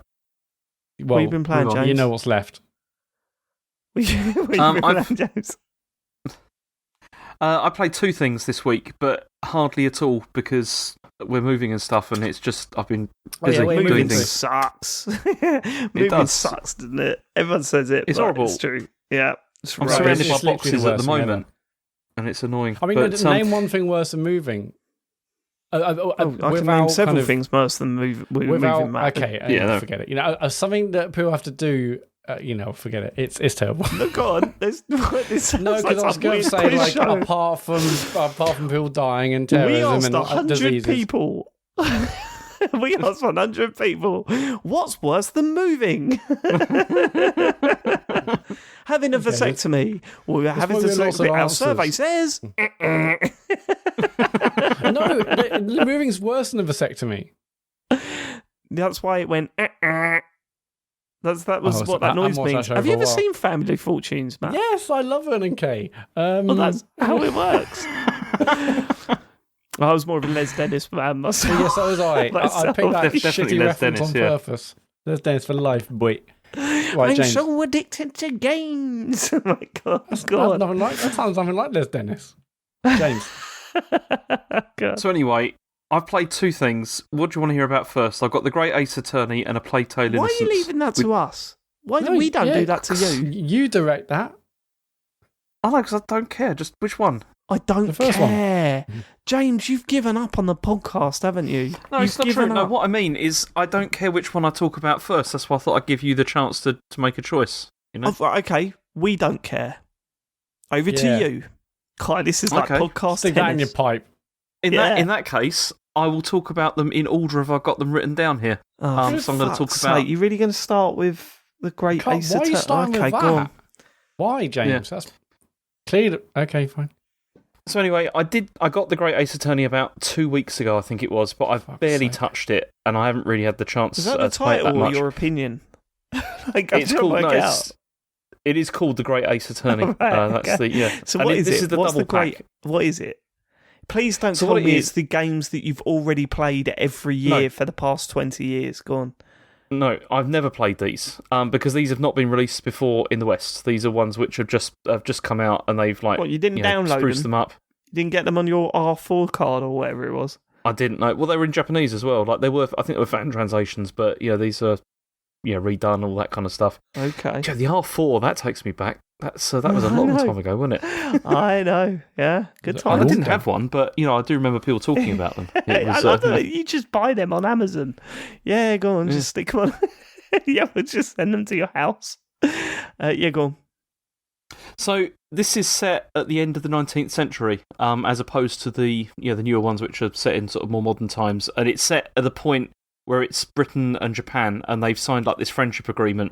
So it's Victorian Britain and Meiji Japan, and you play as like an ancestor of Phoenix Wright, who's an English language student who's Japanese, obviously, who gets accused of murder in the first trial, because that happens in quite a lot of the Phoenix Wright games. Wait. One of the main characters So gets accused how of many murder. generations from Ace Attorney are you? Well, I don't know, many, because this is like 100 years. Like it's 100 years before Ace Attorney, I guess. So Ace Attorney was set in what? I would say the 90s, right? No, later than that. I think, wasn't it like 2000s? I'm not sure. No, it must be 90s, because that's when the first one came out on So Game this Boy. is what sort of future is it portraying here? Well, this is past. This is portraying the past, not the future. Oh, right, Yes, ancestor. 18th century. That's why I not said. the future, is it? That's in the why. 18th century. That's why, Dave. That's why I said ancestor, and I also said 19th century. No, as well. I know. I fucked James, up just there. answer the question. What's the future like in the 19th century? I didn't hear that bit, to be fair. Go on. Yeah. So, you play the part of not Phoenix Wright, but another character who is one of His the great-grandson. ancestors. Yeah, that's the one. Yeah. Yeah. And he's put on trial in the first, for the first case for murder. But what's interesting about it is it plays up this whole thing of like the British Empire and Japan signing this friendship treaty, and how they're sort of building their relationship. But Britain, like the British Empire at this stage, is like at its sort of zenith. And the way that the UK people, like the British people, are treating others is really bad. Like the way that the British witnesses We the treat the bad Japanese, guys? we're absolutely the bad guys, yeah. And they What? treat them like with sort of contempt and disrespect and that kind of thing, because it's the high time of empire, when it was really bad, for that kind of stuff. And so I'm quite interested to see where they go with that, because it's the whole first trial is mostly like focuses on that sort of aspect, which is quite interesting. But as I said, I've only just got into the second case with it, and I've got some issues. I mean, I'm interested in the setting. The characters so far seem fine, but at the moment, the thing I'm not enjoying about it quite so much is that, how... I mean, Dave, how many of these have you actually played? You've only ever played the first one, haven't you? No, I played the first 3, I think. Okay. Yeah. But So you know wait, how hold at the on, hold on. beginning... Let's go. Wait, before we go in the beginning, we had Ace Attorney, then we had Justice for All. Is that right? So I played those two, and then didn't they re-release one with an extra bit at the end after that? No, that was the first game. So the first game the first they re-released was that with a 3D bit at the end of it. Then it had, like, a Justice fifth for case. All. What was the third one? Yeah. I've forgotten the name. Was it Justice for All was the third one? Oh, It's Trials and Tribulations. That's it. yeah, Trials and Tribulations. I played that one as well. Yeah, I've played 3 of them. I'm sure of it.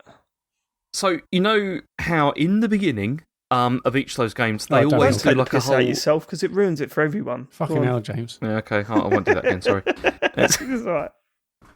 But you know how they always like explain to you how the game works, and they like go through like how you have to like go through the evidence and all that kind of stuff, and they show you all the systems, and how it works. It's quite annoying in this, I found, because maybe it's because I played so many of these, and I have played them many, many times.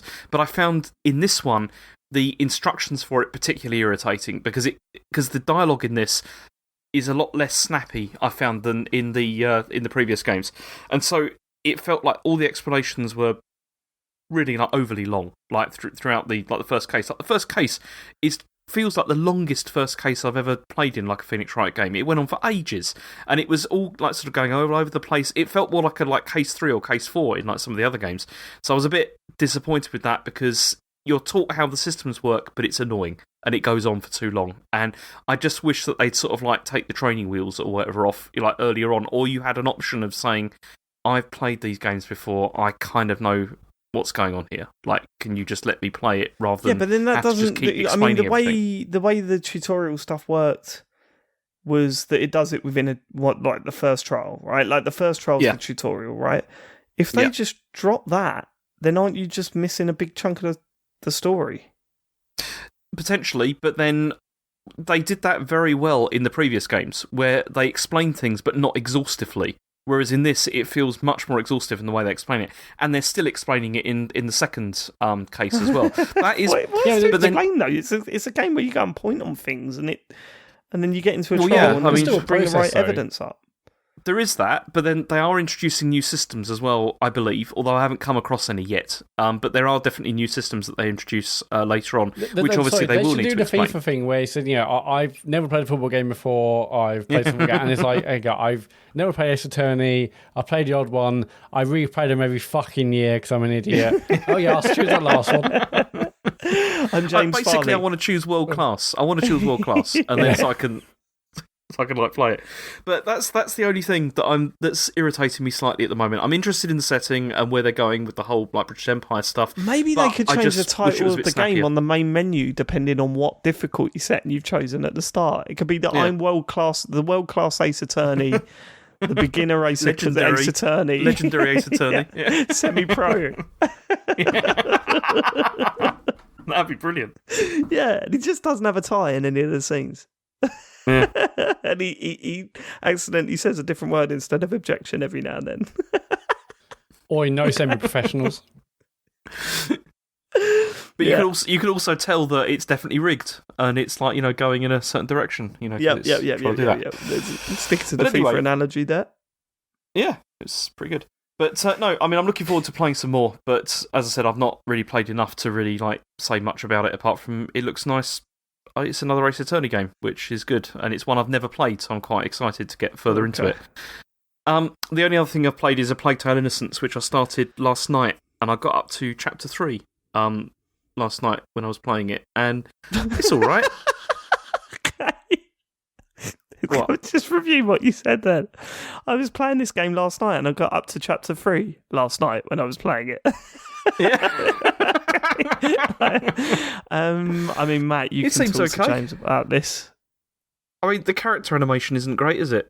But it seems fine. I don't remember that being an issue. Personally. This is going to get nasty, I think. Cause... Can you tell me, Matt? Can you tell me why this game's good? Oh please? No, this is going to get nasty. First of all, James, you're a prick. Wait, James, to be clear, listeners, Matt played this game and he was a big fan of it.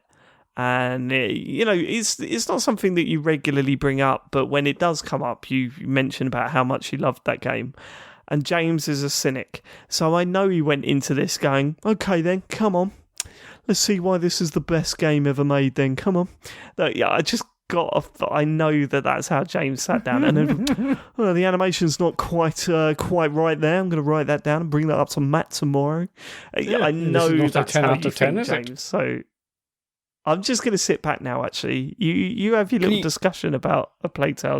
You see, I'm going to continue playing this, and I'm looking forward to playing more of it. I'd just like to know what's good about it. Can you tell me, Matt? A bunch of things, really. I mean, I think the story is really interesting. I think the relationship between the two, the sister and the brother, develops really, really well. At first, they're a bit standoffish because they haven't really spent any time together, even though they're brother and sister.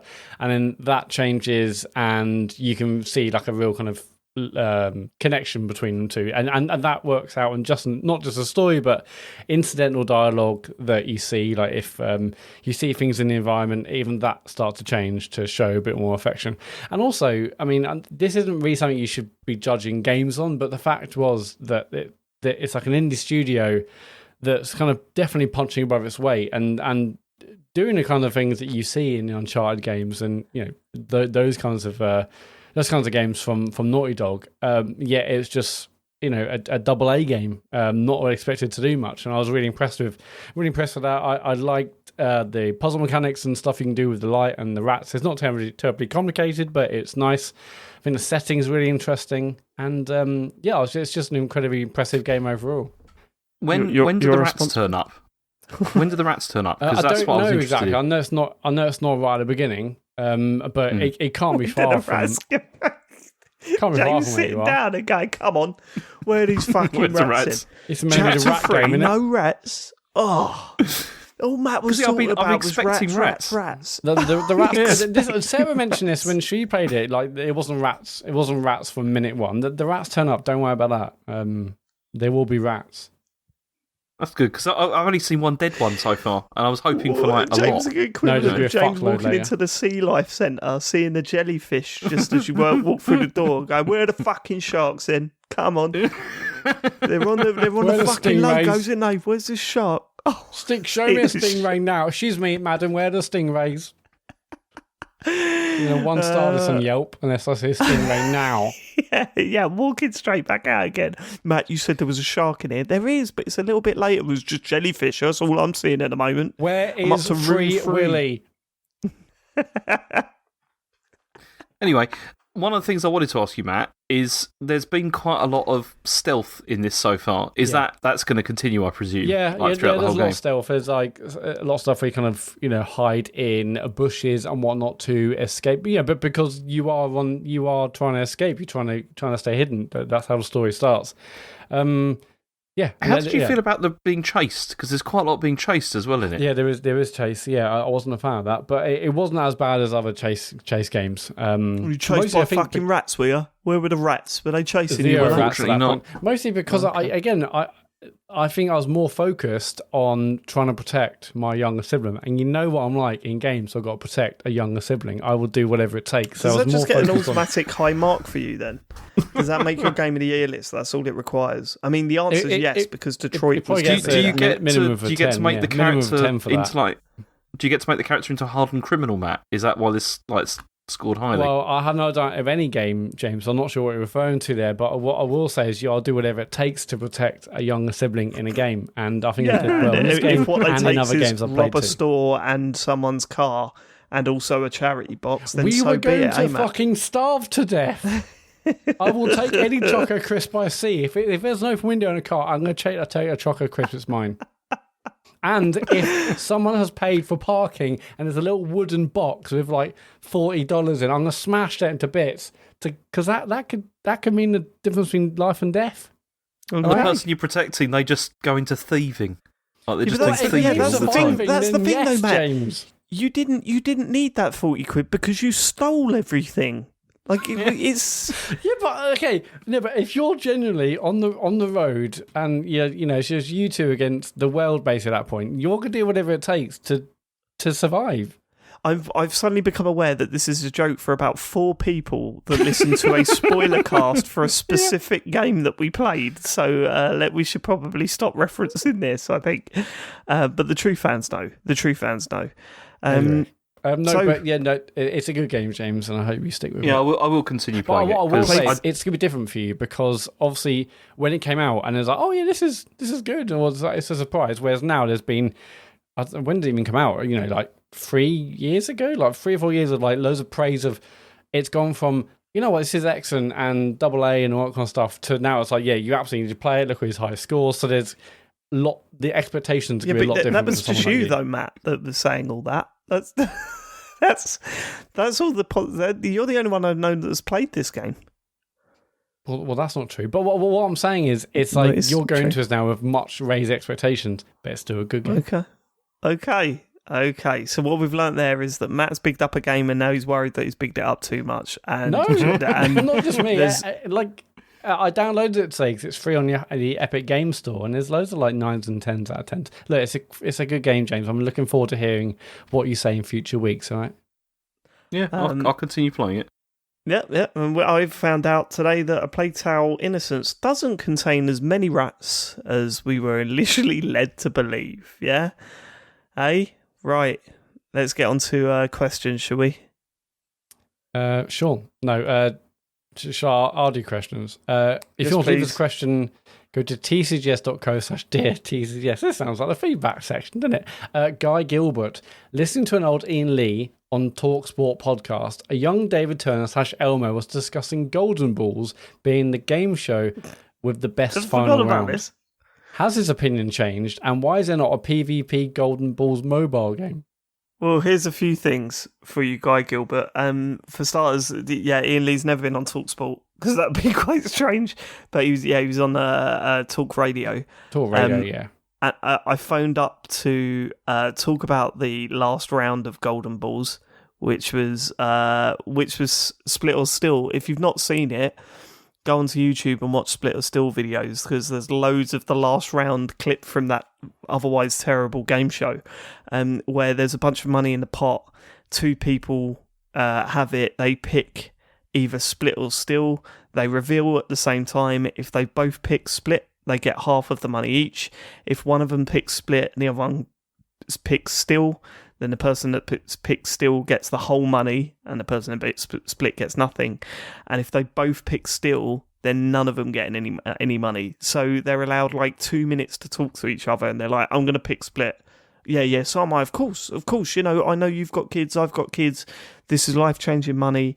We'll both pick Split, and we'll come away with half of that. That's enough for me. And then they've opened the balls up, and one of them's put Still. And it's like, oh my God, some of the reactions that you can hear. You can hear some words being shouted by the audience. You could hear the gasps. You could hear booing. It's brilliant. It's drama, pure drama. The other thing that I should point out is that they did try and turn this into a game, didn't they? I think it was called Split and Still.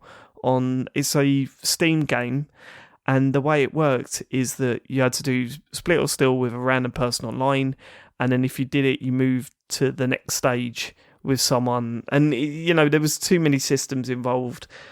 It sounded like it didn't really work. Obviously, people were just picking Split over and over again because, you know, there's no real loss to doing it the other way. You just went back to the beginning of the game. So yeah, you can look into that. But I don't know how that would work as a game, like a proper game. It would have to be, the only way it'd work is it'd have to be at the end of like a game like It Takes Two. And then you have Split or Still at the end. And if you split, you both get to see the ending. If one of you picks Still, then only you get to see the ending and get the achievement or something. But if you both pick Still, it crashes your console. Or like I mean, not that I'm too bold about these days, but like maybe if it also means you don't get achievements, or you both get the achievements, or or only one of you something does. Like yeah, the game is called Split or Still. It's actually got mostly positive reviews on Steam. It came out in 2020.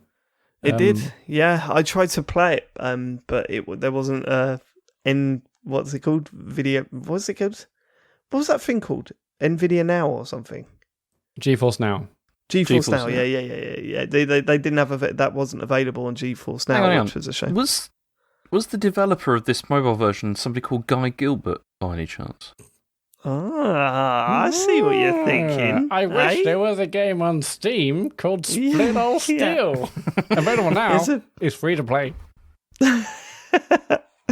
But yeah, I mean, you should give that a go. That would make a good stream, Matt. You could do that on your computer, couldn't you? On your rig. On my rig, my sick gaming rig. No, that's not happening. Shame.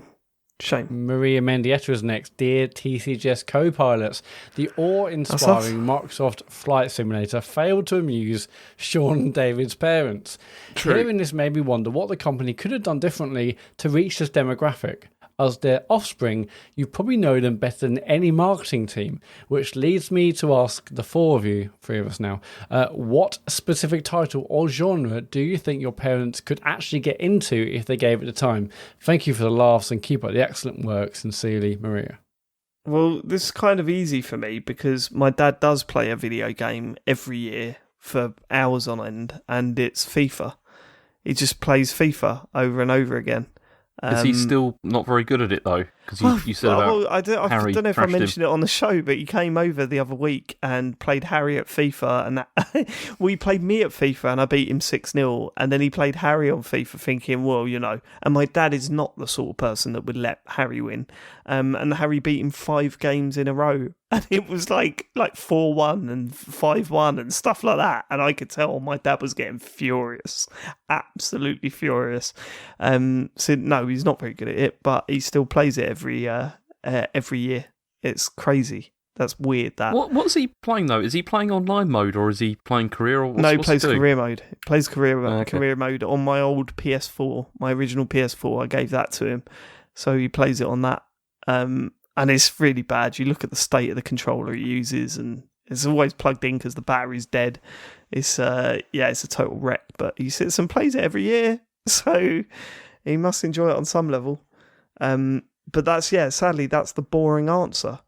Because if you were looking for a joke answer about what sort of things would appeal to him, it's probably stuff that would absolutely destroy any sort of likability that you've got from the previous appearances from my dad. So I probably shouldn't go there. But he's getting old now, that man. What about your mum, though? Oh, my mum would never play a video game regardless of what genre it was. I don't even know what my mum likes.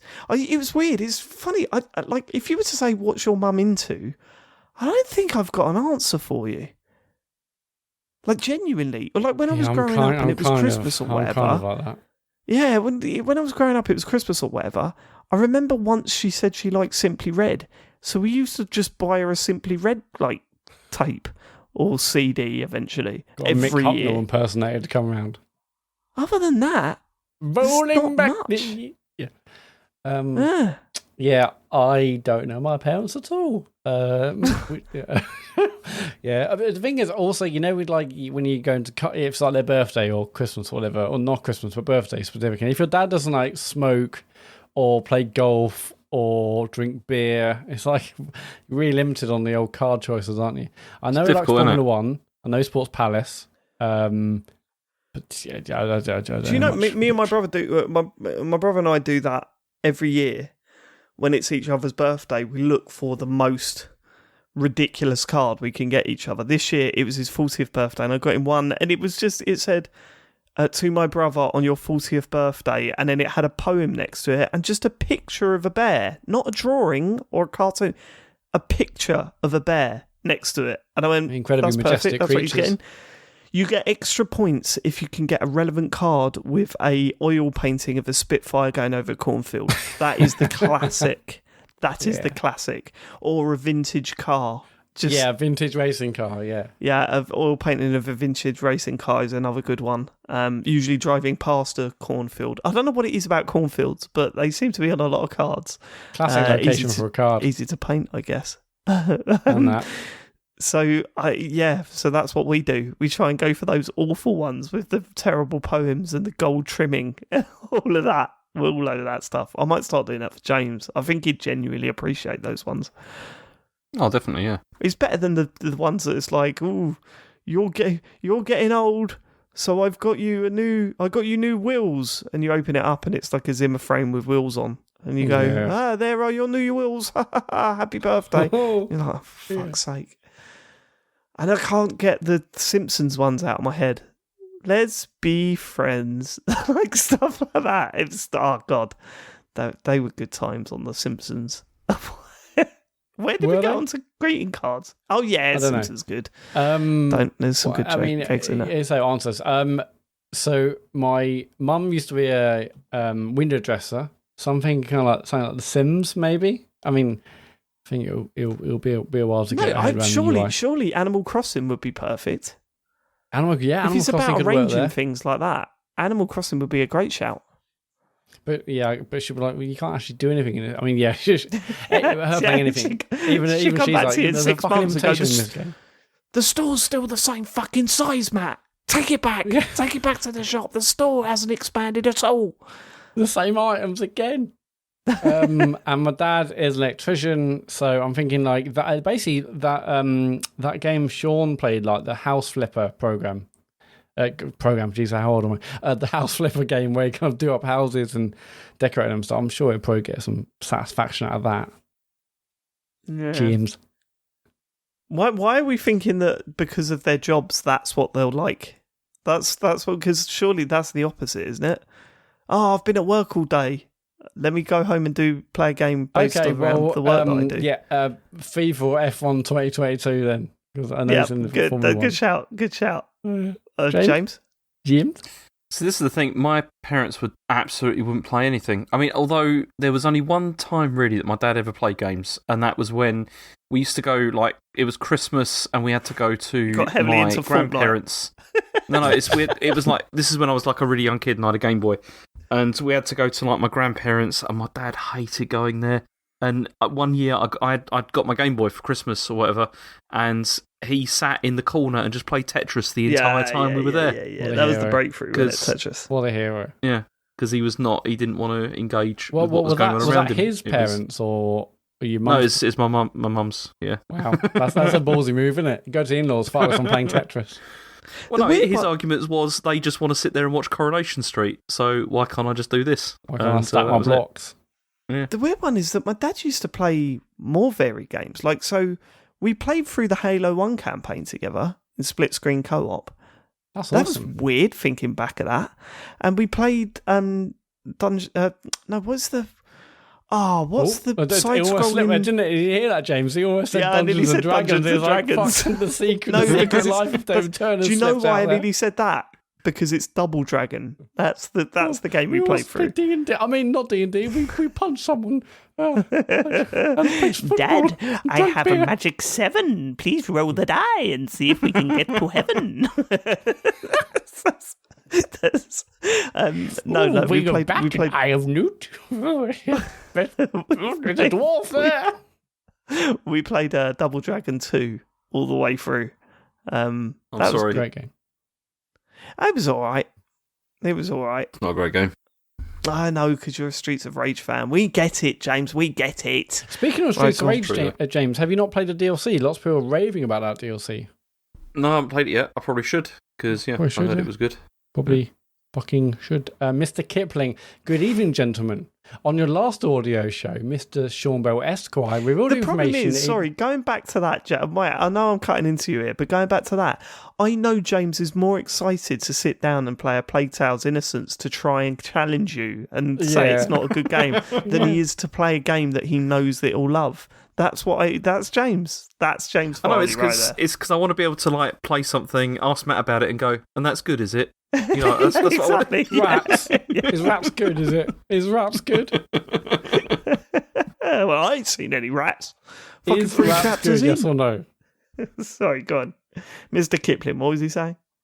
Exceedingly good cakes. Next question, no. He said on your last audio show, Mr. Sean Bell Have Esquire... you tried my Battenberg? Hello, cakes. The angel slice. Have you tried the ones with the little weird bits of sugar that were in little circles on top? Have you tried those ones? Have you tried a French fancy, my boy? Okay. Thanks for joining the show, Mr. Kipling. What got you into mass-producing these weird cakes? Yeah, it was... I just love the sugar. All right, let's move on. So Sean Bell Esquire revealed information that he recently bought and ate the whole packet of biscuits to make himself feel better. One felt this was a most tantalising of teases, as I do believe the gentleman did not reveal which type of biscuits he purchased. To that end, I must ask you all, what will be your preferred brand or type of confectionery treat? I hastily add that I myself, the manufacturer of exceedingly good cakes, can only recommend them. Can only recommend them. Perhaps we should strike a marketing deal after your affairs with Marmite end. So I don't think we actually got like the marketing deal with Marmite signed and sealed, sadly. So what would we have for brand or type of confectionery? Are we sticking to biscuits, type of biscuits, or are we saying... Can we not do that? Because I want to just say what I like. Can I just do that? Go on, this would be interesting. Go on. Well, Is it Jaffa cake? No. Can I have a chocolate eclair? Because I really love those. Really? I always find them really unsatisfying when I have one of them. It's mainly just air. I absolutely love them. I know, but it's like the cream chocolate and the chocolate. It's really good. You know, the bit of chocolate on the top, which is a bit like heavier. We know what an eclair is.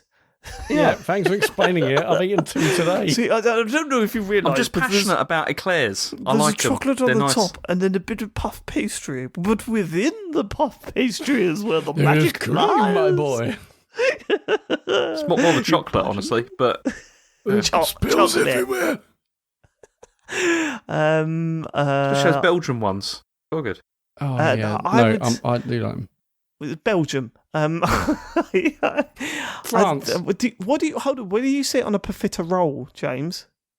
They're pretty good. I quite like them. I mean they're the same as the eclair. I know, but then they've also got all that sauce poured all over them as well. It feels a bit excessive. I prefer profiterole because less messy. The sauce is... You're aware that the sauce is chocolate, right? And it's just... Yeah, I know, but it's all there's just tons of it. It's just tons of it. It's like with the eclair, you know where you are. You've just got like a bit of chocolate on the top. Yeah, you know where you are with one of those. If we're sticking to that area, if you've got... You could buy those selections of cream treats, like the cakes or whatever. Yeah, I'm not going for the eclair. I'm going for the one which is more like a donut split open with a bit of cream and some jam in it. That's the one to go for, James. No, but the problem. No. But the problem with those is that when you bite into it, it goes all over the place. You don't get that. Eclair fucking doesn't. It's literally a water balloon. That thing. Yeah, but it's not, is it? In the same way. I tell you what, I used to really like vanilla slices, but how do you eat one of those? Let's go. How do you eat one? How do you eat a vanilla slice without it going everywhere? The most frustrating treat you can get because they taste amazing, but it's like it's just instantly unsatisfying from the first second because it goes everywhere. You're constantly fighting. You're covered in cream. It's like this has ruined it for me. But vanilla slices are well tasty. Oh, they're so bloody nice. It's amazing, but it's just too it's messy. impossible to eat. And it really genuinely distracts. No, I have had one. Yeah, because it's too chewy, the pastry at the top and bottom, isn't it? So it's literally just. As soon as you bite into it, as soon as you bite into it, it just goes spreads out. It goes like everywhere. Really, it's like like if you have like a crumpet or whatever, and you like put butter on it, and then you bite into it, and then it goes all over the place. It's really annoying, that sort of stuff. That's why. Not like that for a crumpet. What are you talking about? No, you just bite into a crumpet and then it's like whoosh all over your tie or whatever. You know, it's all really over your annoying. tie? What? There's a bit of crumpet on your tie? No, like butter or whatever. You're putting too much butter on it, mate. Definitely, I am. Yeah, it tastes good, like with a crumpet. It tastes good. Oh, do you know what I'm a sucker for? Fucking toasted hot cross buns. Forget about it. Oh, yeah. That's definitely one I put way too much butter on. If you do that with butter, it's just like a pool. On everything, to be fair. Yeah, I know we've heard about you. You used to scoop it out of the fridge, didn't you, with a spoon? Guilty, yep. Yes. If we can go back into that kind of chill desserts freezer, I'm definitely one for the kind of cream apple turnovers or raspberry turnovers. In that same kind of section. Fucking hell, so nice. I mean, there's been times do you know what I had in a restaurant this week? I had a this was crazy. It was called a chocolate crownie. Have you ever heard of this? No. It's a soft cookie with a similar shaped brownie on top of it. So it was all come as one, and it was more cookie dough than it was an actual cookie. But it was just like this big cylinder with a brownie on top and cookie dough underneath it. It was ridiculous. It was so good. So that does good. Sound nice. Yeah, I've got time for a chocolate brownie. I've got time for some cookie dough as well. What of it? Yeah. So if I was going to Tesco and Jill's like, okay, let's just get something to watch Netflix or whatever it is, and I'm like, well, okay, I'll maybe get us a bag of something, but I'm also almost certainly going to buy a box. Sorry, you're getting a bag of what? What did I say? What sort of party was this? What did I say? I was going to say Rebels, but okay. Right, okay, Rebels, okay. Is Not that what the they're cookie. called? I don't know. I'm not down with the terminology these days. Okay, right, okay. Anyway, I'll also come home get with a what I'm bag of gonna say. that, and then by the end of it, we're going, what the fuck kind of movie is this? They're coming out of the TV screen. I didn't know we had a 3D TV, Matt. We don't. Yeah. I'm off my face. But skip to the end, basically. I like a couple of creamy apple turnovers. All right, let's get to the last message then. Drew Peacock is the last message. What's the best flavour of ice cream? Chocolate. Nah. Easy. Do you know what I don't get? Recently, I don't get mint. I don't get mint ice cream. What's the point? Recently, I've liked salted caramel. Yeah, I've got time for that. It's really nice. Yeah. What's your favourite Ben and Jerry's, James? That's a question. I don't know. I haven't had it for ages. Really? I can't think. Oh, well, I'll tell you mine. Mine is that Netflix and chilled one. It's got like kind of salted pretzels and maybe some salted caramels. Like, yeah, I think it's Netflix and chilled. It just sounds like really nice. Salty. Exactly. I'm not it's down for that. Well nice. Yeah, no, I think it's maybe like maybe it's peanut butter ice cream with bits of salty pretzel. It's really nice. Really nice. I recommend. Yeah, I'm not down for peanut butter, but like I went from What's wrong with you? Half baked to just the chocolate fudge one, and now I'm all about fish food. I've got a lot of time for fish food now. I wasn't too keen on it to start with, but I'm keen on it now, Matt. I'm keen on it. No, it's pretty basic. It's like, I mean, but if I'm going into a restaurant and I know it's going to be that hard scoop nonsense that tastes more like ice, then I'll just go for if they've got a whippy, I'll go for that. Right? Yeah, definitely. If I know that it's decent ice cream, then it's chocolate. It's just the best. Nah, it's just so too good. fucking boring. I mean, no, I wouldn't. You're too fucking boring. Yeah, you know what, Dave? You're too fucking boring. You know what? You heard that. Why don't you fuck off then? I mean, well, why didn't you fuck off then? No, because don't just say. Hold on, Matt. When we're having an argument like this, a bit of banter, don't just say what I said to you back to me, because you need to come up with your own. Come on. Well, I think you should go to Specsavers, because you were driving home the other night, Dave, and you weren't wearing your glasses because you don't want to be seen on telly with them. Chocolate's just a bit boring, isn't it? I'll go strawberry. No. Yeah. Fuck off. Chocolate's boring. Strawberry. If you're choosing if I was going to get any ice cream, I wouldn't get like a bog standard flavour. I'd just get something a bit more that's not just chocolate. No. So go for strawberry instead. That's all you I'll did. Go eat and mess or something. You said all you did was say the flavour, but in that voice. It doesn't make it. You can't just. Would you remember like the cheap Neapolitan ice cream that your parents used to get all the time when you were growing up? Yeah, it was crap, and it was really funny. It's like the idea was like you can have 3 flavours in one, but you open 90% of those pots in people's freezers, and the chocolate one was like completely gone, and then you had the strawberry and vanilla that left over. No, it'd be like the chocolate one would be gone, and the vanilla at a push, but no one's touching the strawberry. No one's going to touch that. Ice cream's well nice. That would be the only one where the pink side had gone. If I was eating them in order, I would honestly probably go strawberry and vanilla chocolate. Nah, I'll go the other way. Absolute madness. No, I'm big into that, but yeah, I love that. But actually, have you actually said what your favourite flavour would be, James? You haven't, have you? Yeah, I said salted caramel. Okay. All right. Yeah. You went for a fancy one. But in the Neapolitan, which way are you going? I'm going chocolate in the Neapolitan. Yeah, chocolate. Is that it? Yeah, James, the Haagen-Dazs salted caramel is really nice. Yeah, I know. It's that'd be the one I'll be definitely going for. I'm just looking at it right now. Well, just say it's saved in your album on your phone. Yeah. Speaking of Mr. Whippy, right? When have those wafers that they put them in? When have they ever been nice? Like I've never understood the wafers. They're always like really kind of papery, aren't they? Hang on, wafers you put in the ice cream. Yeah. No, he's No. talking about the cone. He's the talking about the cone. Oh, I like the cone. Really? Have you Yeah. tried a waffle cone yet? Have I tried a waffle cone? I don't know what you mean. So if you go to like a ice cream, I think Vans do them as well, but you can now do. Well, I don't know if you could do it, kid. They call them waffle cones, but they're different. You should try that next time, and you'll never have one of those paper fucking wafer cones ever Okay, I've just again. googled waffle cone. Yeah, I've had a waffle cone. Yeah, they're business. They're Oh, yeah, that's significantly They do the ones with especially the the ones with a little bit of chocolate. Yeah, the chocolate at the top. Yeah, that's good. I'm all about that, James. You know it, boy. What was the and I've always got to have a flake in it, and even though it's a cheap, not Cadbury's flake, and it tastes a bit rough, you still got to have it. Still got to be in there. You can't have it without a flake. Yeah. Okay, where are we going with this? Okay, yeah. I don't know. I don't know. This is like local radio, isn't it? Mom!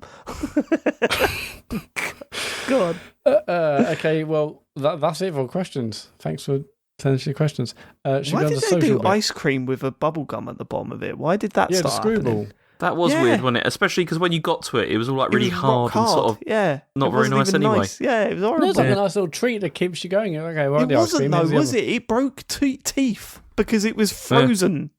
Frozen bubble gum. And then you they think went, that's I bad? don't Like, know. what about the everlasting I don't know. gobstoppers?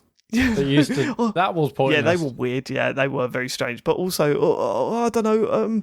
It's a whippy with fuck it. We'll put a lolly in it. We'll call it Popeye. Why are we doing this? Why are we doing this now? Strange times. Yeah, it's different, isn't it? Do you Different want to do the these socials, days. Matt?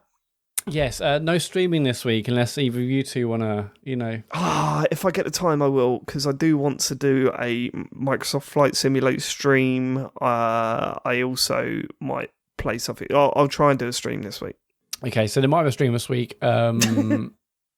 That's it. If you miss these streams we're not doing live, you can go over to YouTube and you can watch the VOD of the streams.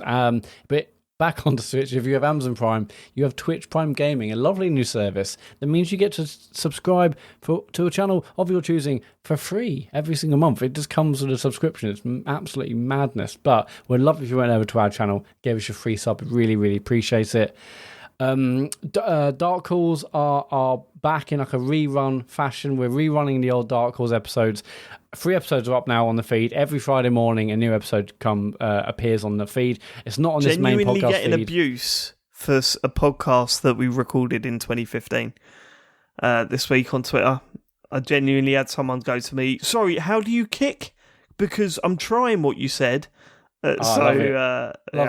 Love it. But yeah, it's not on this feed. You have to search for Dark Calls on any of the podcast services. Please, if you're on Apple Podcasts or wherever you are, if you're able to leave a review on this new feed, please go over and leave a review. It really helps, and it's good to see some reviews for a show that happened 6 years ago. Every Friday morning, new episode. So go over and search for Dark Calls on whatever service you use. We're on Patreon, as Dave said at the beginning. We're doing a Patreon Talks over this Sunday from 9 p.m. Go to our Patreon page for more information and tcgs.co is the website where there's links to our social channels and Dark Calls and also our lovely Discord. Thank you so much for living it this week. We will be back next week. Is it a full crowd next week? No, I'm not here next week. What do you mean? You're not here next week? I'm not here next week, no. Okay. All right. It's going to be a while before we have all of us back on again. Yeah, But, probably December time. So expect some crazy shows in the near future. We will catch you soon. We love you. Goodbye. Yeah, bye. Bye.